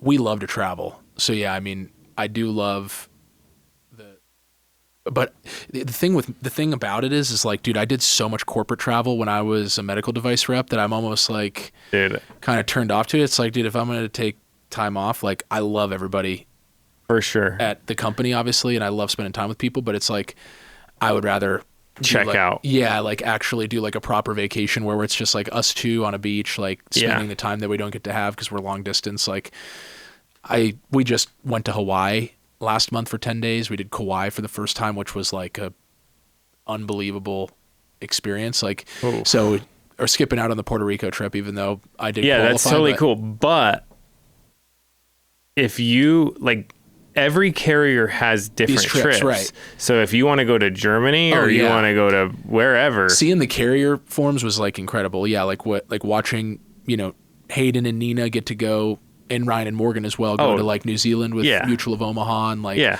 Christo, who's like the guy I look up to like most in life in a lot of ways. Like he's my AA sponsor. He's like one of my best friends. Oh, he is? Yeah. He's the freaking man. Yeah. I need to call him more, honestly. That's definitely. So Christo, I ran into at the gas station. I saw that.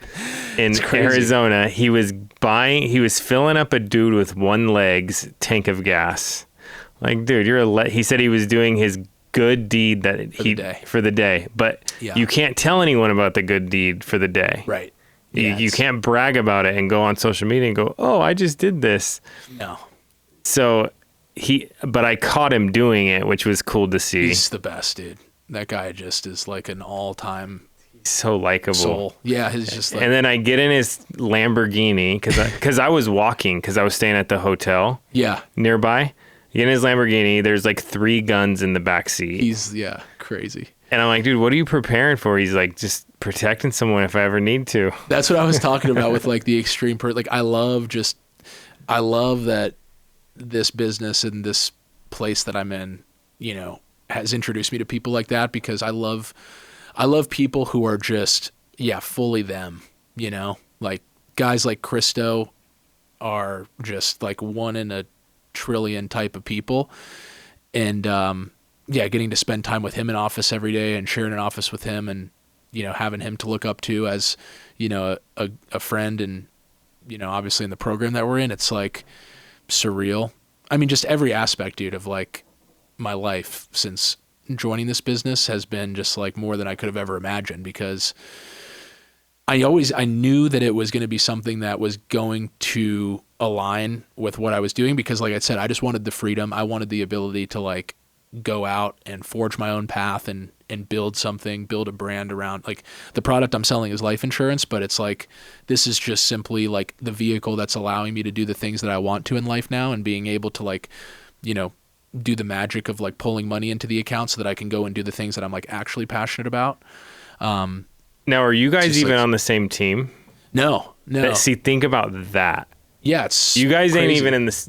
You guys don't make money. He's not, I mean, Ryan's my upline. Ryan and Morgan are technically my uplines, but Christo. He helps you. He don't care, right? Oh, totally, dude. In way more ways than just with the business. Like I was saying, I mean, dude, my relationship with Christo is like far deeper than just the life insurance thing. Like I mean, him and I never talk about life insurance. It's mostly just talking about life. Like, and it's a lot of the same themes that I love so much about this business.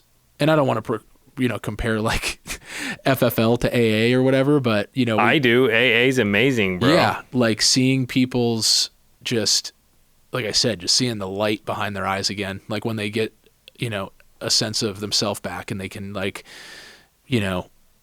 start to build something that they're proud of. Like you just see the transformations like all day long. And that's like what draws me to, not just the company, but obviously I get to see like that. And that is the whole premise of like staying sober is like you form habits around like, serving others and serving your higher and, being in touch with your higher power and growing along spiritual lines. And, there are a lot of parallels, like sponsoring a guy in AA or helping someone get sober is a lot like helping them escape the terrible situation that they're in their corporate job and then coming into this and then like finding mentoring them and helping them get back on track.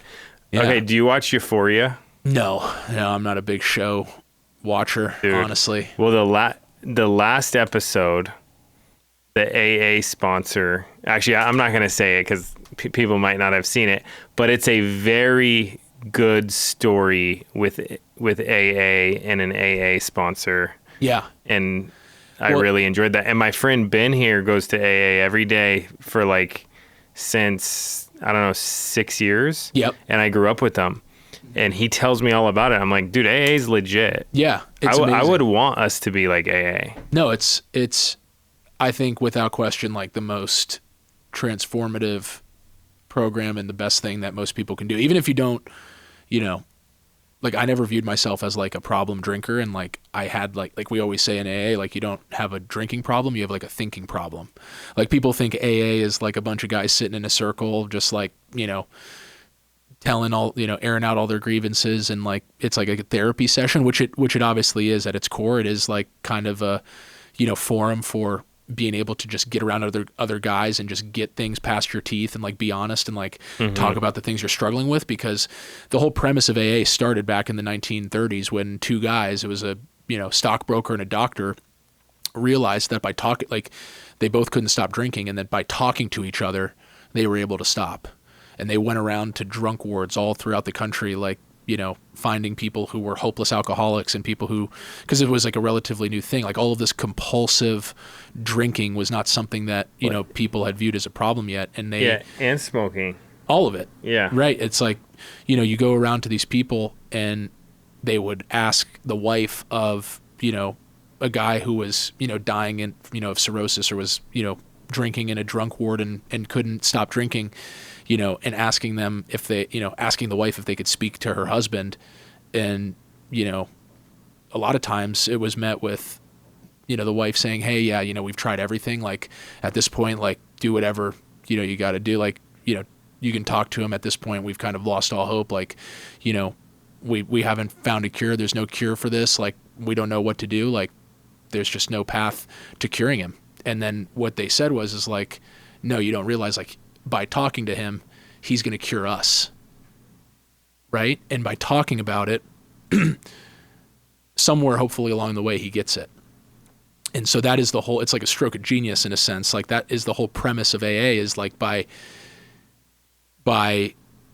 helping other men get sober, and by turning your life over to the power of God, surrendering to your disease, and then doing the work of helping other men walk that path is the solution. Is what keeps you sober, right? Well, it's funny because that's what keeps me fulfilled in this industry. Exactly. Because I lost my fulfillment. It was all about me, dude, and I was miserable. And then I was like, I think the only way forward is to just serve and try to help other people. Completely. And that was it's similar. Dude, it's like I said, I don't even view, AA is like more of a spiritual exercise than anything else. It's not like people think of it as like rehab and like, I never knew that helping others do it was the solution though. Like I knew everything else, but I didn't know that piece. Well, and I always thought like the whole premise of it being anonymous was because like they didn't want it to get out that like you had a problem. or something like that. But in actuality, what I've found is that the reason why it's supposed to be an anonymous program and there's not supposed to be like you were just talking about doing the great deed, like if you're doing that deed just so that you can throw it up on your Instagram story, well, it doesn't count. Yeah, like it is a spiritual exercise. It's not for your own, for everyone else. It's not for your own self-aggrandizement, like because that was me when I first started going to meetings. When I got sober in Miami and I first started going to AA meetings, my first AA sponsor, who was a great guy who I met out there when I was living there, talked to me about how I was doing, like, I was like, yeah, I'm coming to meetings, I'm doing the thing, I'm not going to do the 12 steps. I'm not going to like, sponsor guys just yet. I'm just trying to like do it, on my terms. Like, and he's like, yeah, he's like, dude, I did the same thing. He's like, you're doing Charles Anonymous right now. He's like, I did, that my own version of that as well. But you start to realize, like, one of the other sayings that we say about it in AA all the time is that in order to keep it, you got to give it away. And like you were saying, that is something that you can draw parallels to in any aspect of your life. It's not just getting sober. It's like everything. Any aspect of your life. The way you keep it is you have to give it away. So the guy that runs the Dream Center, I asked him, and for those of you who don't know, we did a lot of things to raise money for the Dream Center as a company, and they let like 500 people dealing with drugs and alcohol problems in LA live there for free at a time for a year. Okay. Amazing. And it's a really cool place when you go see it. But I asked the guy that runs it, I go, because I was feeling burned out. Right. And I'm like, dude, what do you do when you feel like you're losing your fulfillment and you're just checking the boxes? Yeah. And he said, dude, what I do is I go down to Skid Row like I did when we first started, and I start serving as much as I can. Yeah. And handing out meals and meeting people and getting back to the root of everything. So I think it's the why. Yeah. Yeah, but there's some healing in serving, I believe. Oh, it's the whole thing. Yeah, I could not agree more. Everything that you're looking for is typically outside of yourself. Yeah. Like I lived that nightmare for a long time. I thought that it was just a conversation between me and me, but one of the things that, I always say, and I don't know if it was Mike Tyson who said this or who I heard this from, but one of the things about life is you can't see the fight when you're in it. Like Muhammad Ali had a coach. Mike Tyson had a coach. Like, you can't... A sponsor. Yeah. Like, if you try to walk the path alone, or you think that, if you don't have a higher power that you turn it over to every day, and if you don't acknowledge that you're not driving the bus, and if you try, like, dude, I tried to drive the bus for a long time, and I ended up in somebody else's backseat, like. Yeah.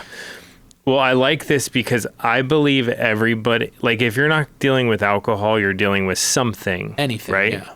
And it for just me, comes it was everything. It comes in different forms for everybody, right? But I like this because especially if someone has addiction, I've noticed that people with addiction issues are the coolest people sober and the most productive. Yeah, it's a really weird but it's definitely true, right? Dude, I mean, yeah, Christo's a perfect testament to that. I mean, what a special guy that guy is. You would have never guessed that he struggled the way he struggled, because it's like, how could he? He's like so full of life, and he's such an incredible person. Like, I feel that way of some of my favorite people are people who I've met in AA rooms. Dude, and Sean Mike. Dude, he's perfect example. Yeah. Look at how intense that guy is. Like, that same engine that's driving that ship is the same engine of addiction for sure. Yeah. Like, Robert Downey Jr. is another great example. Like, I think he was like way off the rails, like woke up in like a stranger's house with like a Superman outfit on, like with a hooker and crystal meth pipes all around him. Like, and then, but it's that same powerful, it's that same like unrelenting fire that like allows him to be Iron Man. Yeah. Like, it's just, I think there's a lot of parallels across. You start to to realize, like, one of my favorite quotes from Miyamoto Musashi is that once you understand the way broadly, you will see it in all things. And like I was saying, like, that's the parallels of life. Like, whether it's being a life insurance agent at Family First Life, or being someone's AA sponsor, or being, you know, a business owner in another sector, or being a father or a husband, like, you'll start to realize that the themes of life ring true no matter what aspect of your life that it's in. You know, like the path to the path to freedom and the path to salvation is usually somewhere outside of you. And most people are so inwardly focused, and they have so much that is just, you know, crippling them with anxiety or doubt or fear or regret or whatever it is, that they can't even, like I said, look up or calibrate their surroundings long enough to make a plan. You know, like, most people truly are like sleepwalking through life in a way that was like surreal to me. Like, I just remember standing at events, like in my last corporate job, just being like, feeling so weird, dude, because I felt like I was the only one just like not in on the joke or something. It was like I was the only one who just... It's like punked with, like, dude, Ashton Kutcher's gonna pop out. I was like, yeah, I'm like, am I gonna like just get ambushed here real quick? Like, is there like something I'm not getting or picking up here? Like, I just... And once you realize, like, you know, that, you know, those are all symptoms of you just being on a life path, or, you know, moving through life in a way that just isn't aligned with, you know, what it is that you want for yourself. And for me, you know, for guys, you know, like you and I, it's like, I want to build like a beautiful family and have the freedom, autonomy to spend every minute I can with them. Just love them as much as I can. For other people, it's a G550. Yeah. Right? Yeah. I think we both know who we're talking about here. Yeah. It's like, but all of these people that I've met, I learned so much from. Like, guys like Christo, guys like Edmund, guys like, you know, guys like Ryan, and, you know, women like Morgan, Hayden, and Nina. Like, every single person that I've had, like, you know, the privilege of, like, you know, learning from and getting to know just as people, it's like just surreal to be able to, like, kind of finally have the validation and start to get, like, the sense of fulfillment from life that, you know, I was always longing for. You know, this was just the vehicle to get me there. The life insurance business is just a means to an end to get me there. But, you know, ultimately it's all the other things that really matter. You know, like selling an agency, issue paying $50,000 a month or $100,000 a month, like I plan to do. You know, that's all the minutia of just like what allows you to, like, you know, the things that you're actually passionate about. Like, people talk about, like, follow your passion or follow your dreams. Like, I think that's like the worst advice you could give someone. Like, you don't want to marry your or try to marry your passion and your work, because I don't think that they're fundamentally at odds with one another. Yeah. Like, I'm not passionate about selling life insurance. I mean, I do love the fact that it's a people business. I love talking to people. So it's very well suited for what I enjoy doing. And I am, I guess, passionate about it in the sense that, you know, it's an easy task for me to do every day. Most people don't have that. They hate the phones. They hate talking to people. They hate but selling. You don't mind it. I'm a salesperson. I love, like, by every stretch of the imagination, like, I love selling. But that being said, the things that I'm passionate about are, like, taking care of my family, like getting to take a vacation with the people that I love. It's not building a $50 million life insurance agency. Like, that's just that's the vehicle to get you what you want. That's the bus that drives you to your destination. That's it. Yeah. Everything else is what actually matters. And like we were talking about before, most people flip that on its head. They sacrifice all the stuff that matters, all of the important stuff that's right in front of them. You know, their kids, their family, their wife, you know, like whatever it is.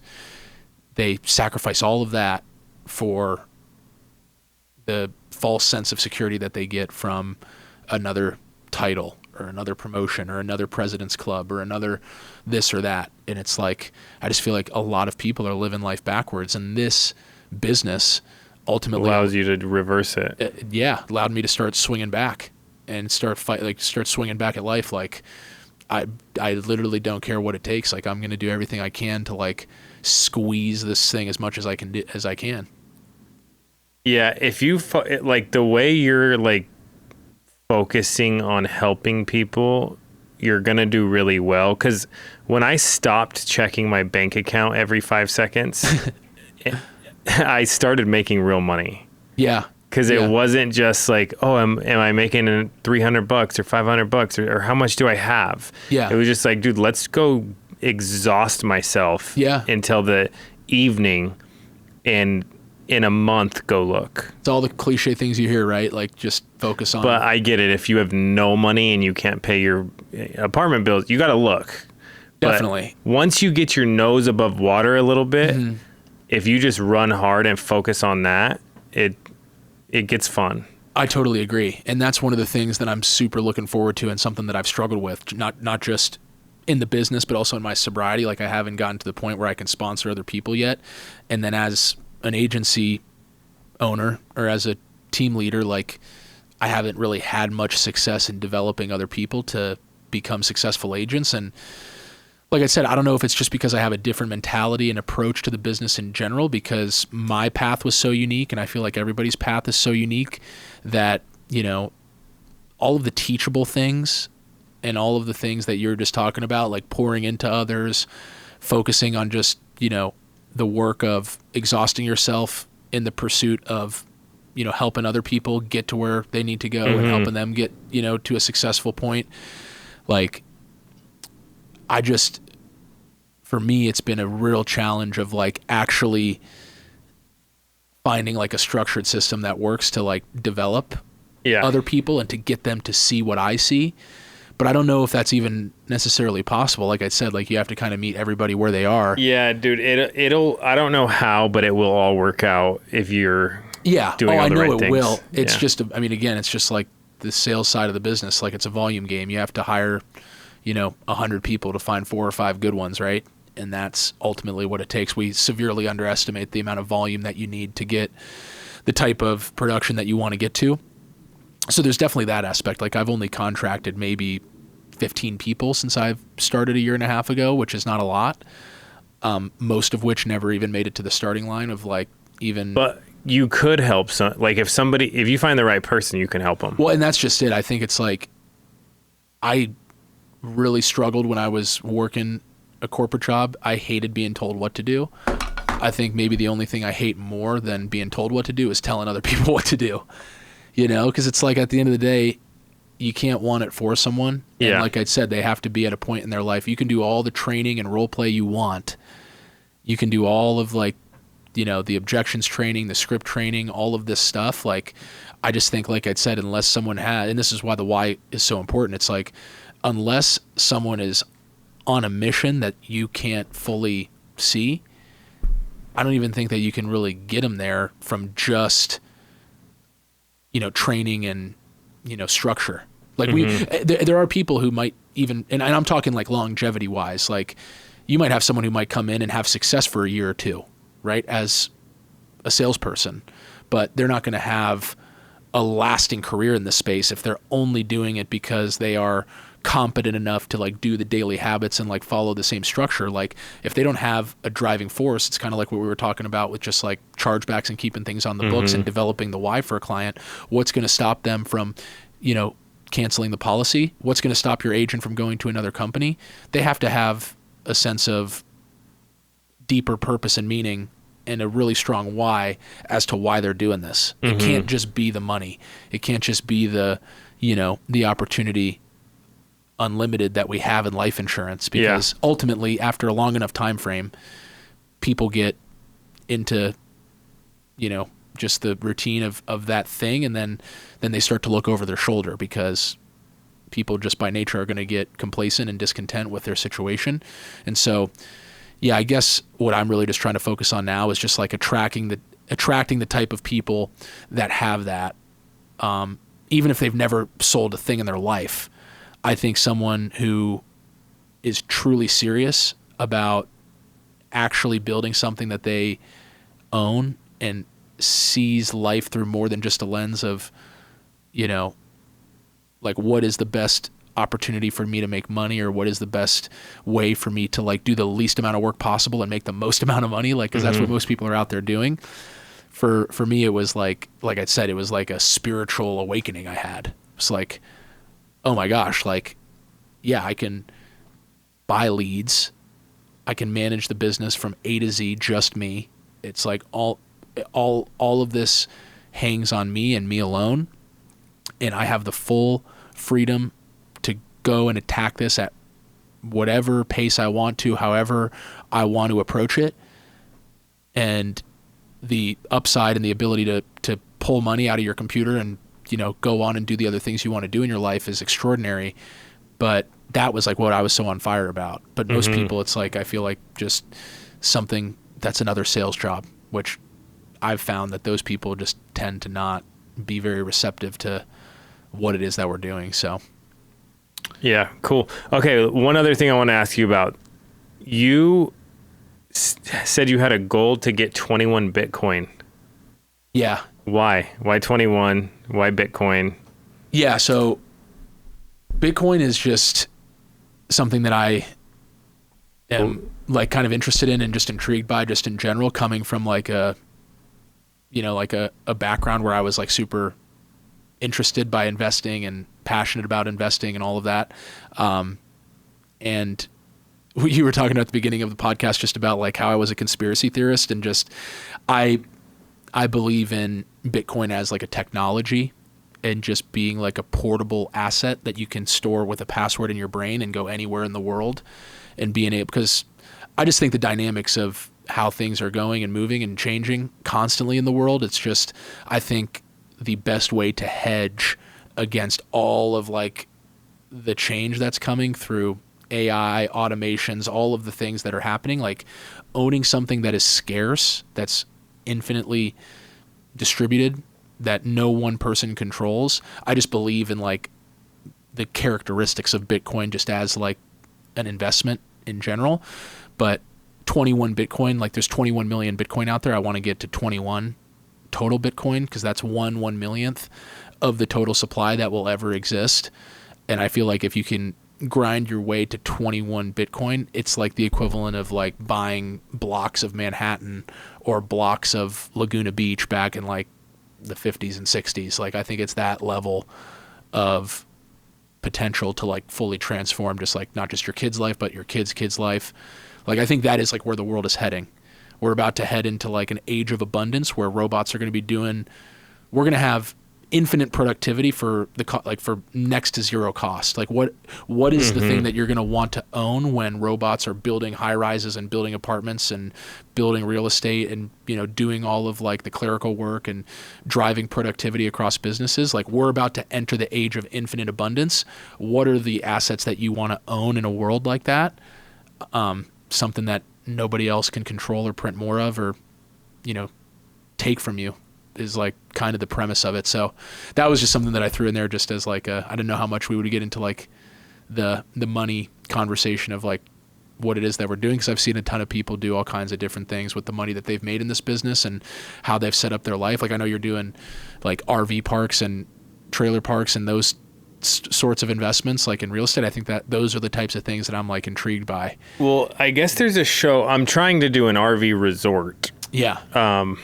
But it's kind of like Yellowstone. I went to the city planning committee, and they're like 100 people showed up. Get out of here. And they didn't want it to be built because they're like, and I wouldn't want it to be built either if I lived near something like that, you know? So we had to kind of change some things and meet them in the middle and make sure everybody's happy, which I got no problem with, dude. Like, sure. But yeah, fundamentally, like why you're doing that or why you're investing in other assets is like what intrigues me. It's well, the thing is though, there's a show on Netflix where they're saying a lot of people, it's an AI show, or it might be on Prime or something. I haven't seen it yet, but my friend was telling me. And it's basically saying like a lot of people are going to be living and traveling around in RVs. Yeah. And that's already a thing now. Totally. A lot of people love traveling around to RVs. I totally agree. In RVs. It's kind of the same thing like with the Bitcoin thing. Like I think we're about to enter like a world where there's going to be just like infinite abundance and like people are going to be traveling all over the globe. People are going to be we are for better or for worse, becoming like a globalized. That's kind of like, cool. network That'd be a economy. cool little change. I mean, I also don't like owning a lot of things. Like, I have a boat and I don't want it anymore because I'm Yeah. like, dude, it's just a headache. And Well, real estate's the same way. Like that was like the other thing, like, because obviously Bitcoin's like a super polarizing thing that a lot of people either love it or they hate it or they think it's a, Ponzi or blah, blah, blah. Like everybody, it's like, everybody has like a pretty strong viewpoint of it for whatever their worldview is. But yeah, like kind of what you were saying, like where, like, I don't want to have like all of this like stuff. Like, but I do want income. Yeah, I want to buy things that pay me totally. and then be free. Yeah. Like, what if I travel with my kids for 2 years and we went and saw everything possible? Totally. That'd Yeah. be That's legit, what, right? that's like what I think the world is shifting towards is like, yeah, you want something that's going to be portable, that, you can carry $1 billion with a password in your head. Oh, the Bitcoin. You better be good at remembering that 21 it's word a 16, code. It's like a 16 word code. Yeah. Oh. 16 word phrase. It's called your seed phrase. So I had a bunch of crypto. I was buying 10,000 a week. Oh, wow. And I got to 750,000 in Bitcoin and all this stuff. And it was with Voyager. Get out of here. Do you remember Voyager? Yeah. Dude, I picked them because I thought they were a publicly traded U.S. based company, which I believe they were. Yeah. And they filed bankruptcy, bro, and stole my money. You lost 750 grand. I got some back. They sent me, like, after bankruptcy and everything was settled, Holy smokes. now I framed the check they sent me back. It was like 90. They sent me 2 checks, one for like 90, one for 80. Yeah. Something like that. Crazy. And I framed it Jeez, dude. as a kind of like a trophy for losing that much money. Yeah. Well, and that's like kind of getting back, like most people view it as like, oh, this is just something that I buy. Hopefully I buy it low, sell it high, or like I think I can make some money off this. Like they focus on like making like an investment gain and getting dollars for like buying Bitcoin when it's like, low and then selling it when it's over 100,000. Like I view it as like way more like most people who like are true believers in like the Bitcoin technology and view the world in a way where it's like that's going to be our new form of money in like an AI world, in a digital world, when literally we're already printing like $1 trillion every 100 days. Like if you understand like the monetary system and like the whole reason why you want to own things like RV parks and real estate and hard assets is because our money's getting destroyed every day. So it's like, that is like the whole premise of it is like, you ideally don't want to keep your Bitcoin on like exchanges, even like Robinhood. Like What about Coinbase? Even that. You need a hard wallet. Yeah, you need a hard wallet. You need something where you're like, you take personal, it's the only asset that you can take personal custody of. Because even like with like you were just talking about, like going to City Hall and then getting shut down on a project that you want to do, even if you own your land or you own the real estate that you're, producing you still income are not from. in control of it. Yeah, like they can vote a new mayor in who's going to pass a property tax, and average property tax, even in places like Florida or here in Vegas, like it's 2% per year property tax. After 30 years, they're going to don't pay your property taxes for 2 years, and then they're going to. Do you know what happened to Voyager? I mean, I think it was just like they were lending collapse, the funds to a company called 3 Arrows. 3 Arrows and Celsius. There was like a whole like cascade effect of like multiple. And 3 Arrows was paying, if you had your crypto at Voyager, they were giving you like a 7% yearly return in Bitcoin. Yeah. Like some crazy number. Right. And but Voyager was lending it to 3 Arrows, who was going out and lending it to people. Yeah. And then sending the interest back, it's kind which of I didn't even know that they could do that. 3 Arrows goes bankrupt, and like the people running it were like missing. Like they like just set off like a chain reaction. No one knows. Like no one knows where they are. They have a shitload of fucking crypto. Yeah. No, it's insane. I mean, it's still like very much like the Wild West. Like we're living through history as it's being written. Like Bitcoin, the internet, like these are all so much more transformative than we can even imagine. And to bring it back to life insurance, like same thing with our business. Like it was only 10 years ago that you were buying mailers, flying to meet with people at the kitchen table, doing all of your appointments in person, right? Like just think about how 2018. Dude, up until 2021, right? You guys were doing in-home. Yeah, but it's rapidly changing even more.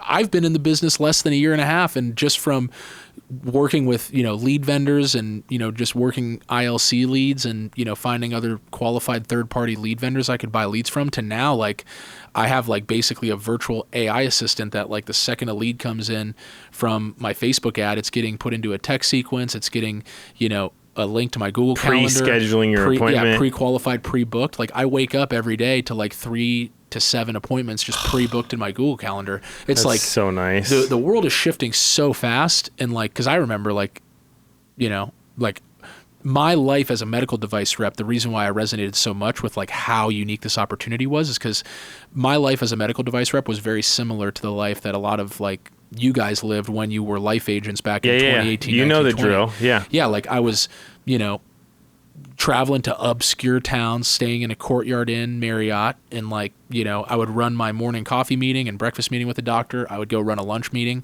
and then I would go run an afternoon coffee usually, and I was just pulling doors or cold knocking in between there in that whatever area I was in. I was living in Tampa. I would drive up to Panama City 7 hours on Sunday night, get a hotel for the whole week, knock doors, dial, and run meetings all week while I was up there, and then drive home. Like, and it was just grueling, dude. Like, stopping in gas stations in the hood to go get a drink and, take a leak and do whatever. Like, people have no idea how good they have it. I'm sure for you, it's like surreal to even hear people complain about the I always business tell them, now. I'm going to punch when they complain. I go, It's dude, amazing, I feel like dude. punching you in the face. I mean, perception is reality. People just, unfortunately, their whatever version of reality they're living is what's real to them, and they don't even realize like how just unique this is, dude. Like, I am on fire every day about what it is that we're doing and what we're building, and just I feel so blessed and fortunate to have like stumbled upon the opportunity, like I said, at the time in my life when I actually finally, after 28 years of being on the earth, found the courage to like actually like go all in on something. It's like surreal to me. It's like I have to pinch myself some days that I even get to do this, even with all the shit I dealt with, coming back from the brink, being $100,000 in debt, having to move back in with my mom at 28 years old, like having to, get sober, relapsing, Christo said building if you relapse again, he's going to break your jaw.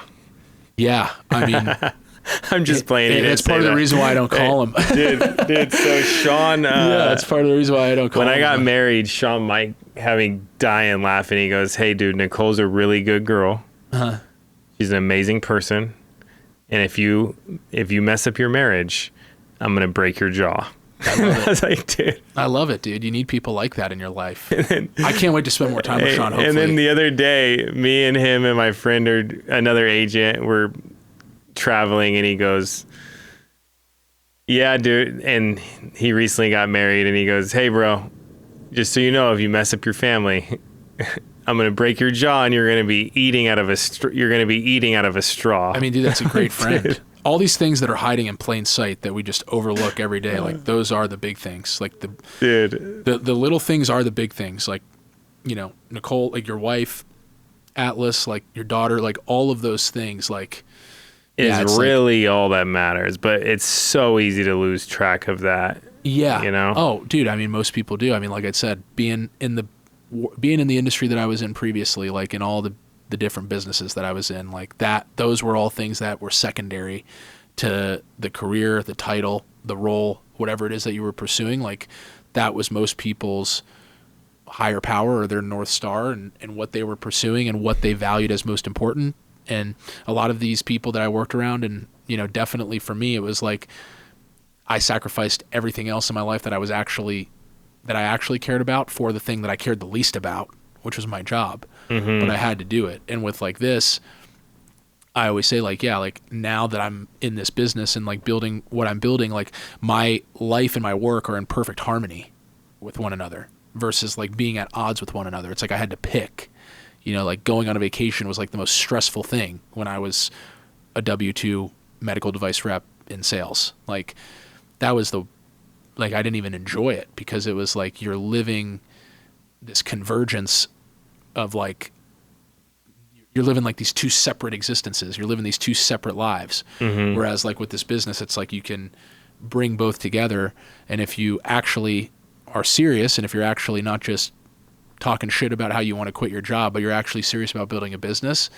Like, dude, this business affords things to people that I just like can't even wrap my head around still. It's like just insane to me to see what people have done for people they love and are able to accomplish, like seeing what Sean has accomplished and how much he's transformed an entire industry. Like, and just starting. Like, people don't even, like, people are like, oh, it's saturated. It, like, cat's out of the bag. Everybody within 1 degree of separation knows someone who's selling life insurance now, whether it's at a captive company or Don't here. matter. It's like, dude, I don't even think people, like I said, know what game they're playing. No, it's like, there's 100,000 people right now calling in every day on inbounds. it's insane.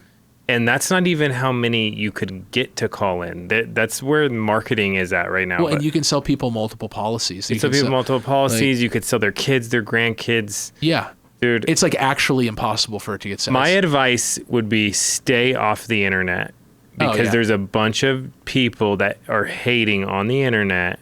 Totally. That are going to get in your head, and you're better off just finding out for yourself. Someone was telling me, they were like, tell me this ain't the funniest thing ever. Yeah. There's an agent here. His upline told him to leave FFL with them, which they do. And they said how bad we were. He's newer. He was a Hall of Fame producer, but it was his first year. Right. And his upline said, you need to replace all your business because FFL will replace every policy that you wrote with them, and they steal your book of business and they do all this stuff, okay? Yeah. So he leaves for 2 years. He just comes back, okay? Uh-huh. And he goes, bro, want to know the funniest thing ever? No one ever called any of my clients. And now that I left this company to come back, they're replacing all my business. Every accusation is a confession, usually, you know? Like, the things that most people accuse, it's like... So find out for yourself, dude. Like, people are like, don't work with them. I talked to this dude. He goes, bro, I can't work at FFL. You can't sell your company if you work there because you don't own your book. I'm like, dude, how did I sell mine then? Yeah. And he's like, I don't know, but I someone overheard Sean one time. Someone overheard Sean one time. I'm not going to work with FFL because someone overheard him taking a person named Alondra's company from them. Huh. And over the phone, he just said, yeah, just take their company from them because like, we don't need Alondra. And I was like, bro, Alondra worked with me and she sold her company to Integrity. And she made millions of dollars at the age of like 23 or some. She just turned 25 actually, like a few months ago. She just turned 25. That's insane. So I'm like, where are you getting your information? And it would be a good idea. Have you experienced anything like that ever with the people you work with? Oh, I mean, there's so much of that everywhere. Like I said, perception is reality. No, but at FFL, has anyone ever done anything to make you think any of that stuff is true? No, not at all. I honestly though, dude, I don't even really focus a whole lot on what other people are doing. I just try to, like I said, like this business, the thing that I loved most about it was the fact that it was like what I made it. Like I could, you know, attack the business in any way I could. I never, like the good or the bad, I never really didn't listen. No. And no one was really, I had such a unique transition, dude. It was so weird because like, obviously I understand why people get into that kind of contest with like the comparisons. And there was some of that, like, I mean, we don't have to get into it and I don't want to like, you know, name names and all that, but it's like another new IMO that recently just started. I mean, I'm distantly related to the person who, you know, left here to go start it. So I get all kinds of, you know, perspectives every day from people in all aspects of the business. One of the top guys at the biggest captive company in our space that we know, who was my neighbor in Miami when I was living together, one of the guys I admire most in the entire industry. And he's like one of the highest performing people and just someone I admire a lot, not just as an agency owner, but as a person. He's at a 3-letter captive company and he's doing good and is doing amazing. And it's like, I think anybody who's approaching you, whether it's positive or negative, that is speaking with certainty about what a certain company is or what they do or whatever else, like, I just think those people are just low information people that I typically try to stay away from. You know, like I just think if you're spending time even trying to convince someone on, or if you're like recruiting people by like, talking about other people. Yeah. Like I've heard you talk about this all the time. Like you never get into that because it's such a huge tell. Like if someone, even if they were dead right, even if they were like warning me about real things that are like negative at a specific company, even then I'd be like, and this goes back to like kind of how I recruit. Like I have no interest in recruiting people who don't see a path here. Like if you're just approaching this as like, oh yeah, like it's like, first of all those people who are talking about, oh, you can't sell your book of business, how many of them are even going to build a business that how they many can of them sell? have sold? It's like, dude, if you're even thinking about that, you're never even going to build shit worth selling. So if you're like talking about like FFL is this or this IMO is that, like even people honestly here at FFL, like who talk down on other people. And I know there's emotions that run high and there's betrayal and, you know, perceived, you know, animosity and all of these things and whatever. But like even the people who have gone on to do their own thing, like, and, you know, obviously there was a lot of strife that maybe came as a result of that. Like, I mean, dude, you were around obviously in the early days of this. Like, I'm sure everybody looked at Sean like he was a lunatic when he started this thing. So it's like, I think everybody has their place in the industry. It's such a big industry. I think the fact that people even get into these confrontations is like mind-blowing to me because I'm like, there's so much You're opportunity. just in your own happy little world. Yeah, I'm like, dude, I could not even imagine, which I do empathize and sympathize with people because like obviously there's money that gets lost, there's debt that gets rolled, there's a lot of aspects of it that obviously had those been hitting my pocketbook I'd feel a lot differently about it. But yeah, I just think people who are even going down that road, it's like, it's just such a big I just tell. want new agents to not be so confused. Like, believe nothing of what you hear and half of what you see. See, I flip it the other way around. I say, I believe half of what I hear and none of what I see. Because it's too easy to fake it now. That's true. Like That's a saying, freaking like, good point. Yeah. It's funny that you said that because like, That's so good. I say that all the time. It's like, Especially with LARPing now. 100%. I mean, dude, it is so like this thing is like insane. Like think about how many people that you personally know probably who are on social media talking with conviction and certainty about stuff they don't even know about, right? Terrifying. It's crazy. And it is terrifying. Like, that is why like it is like you cannot even like you can't listen to the positive or the negative because it's oftentimes it's hard to even know which is which. So all you can do is get your own experience. You have to have your own story. Like I said, again, it goes back to like why are you even doing this? Like, what do you want to make this? Because I can tell you why. Like, I'm not particularly like I love everything about where I'm at. The people at FFL, these are people who are going to be in my wedding. Like, hopefully you and I are going to become incredibly close friends. I'm, you know, in awe of the people here. And Edmund touches on this a lot. Like the fact that the same people in leadership are still here leading. Like there's something truly special going on here that it's like very deep to me in that sense. So like I said, I have a deep loyalty and affection for a lot of the people here, but even still, it's like the reason why I came here is just because it was like the best place to build. It had the best model and platform and foundation. Cause that's ultimately what Sean productized with FFL and the IMO. It's like he productized the business model, like his business that he built here. And maybe I'm speaking out of school, but like the thing about FFL that's so transformative and so revolutionary is that it's the first business model that is like truly for the agent. Yeah. And it was the first one. And it was the first one. Yeah. And that's why we were going to do $1 billion this year. Because like that was the special thing about it. That's what like all I cared about. It was like that to me like resonates so much. Like Sean is it changed the whole industry, dude. Yeah, exactly. Cause I remember like being an agent for one of the big mutual companies like I was talking about. And not getting paid nothing, right? And I think I was like 40% starting commission. Yeah, you're getting 40%. And I don't see that surviving, bro. It can't. Like I don't. And I don't think it's like the taxi companies trying to compete with Uber. I don't think the big companies know yet. I don't think they know yet. Oh, dude. Yeah. I mean, again, everybody lives in their own perceived reality. Like everybody in the captive world is so certain that they're in the best place, which is crazy. But then again, like, who am I? Like, I don't, it's like, and maybe it is the best place for them. Regardless, it's a beautiful industry, and there's a lot of ways it can work for people. That's the most beautiful thing about it. Yeah. I mean, I love this business so much. I love what it's given me, and I literally have not even scratched the surface. I feel like I haven't even started. I'm just now getting to a point where I even know what game I'm playing, which is like exciting. That's huge. All right, bro, we're going to get you back in.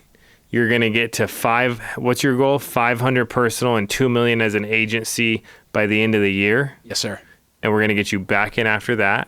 Let's go. Thank you. You're a great dude. Appreciate it. I love having people like you in here because you're honest. You're telling people about your story, which is going to help other people. Yes, sir. And you're just a great person, man.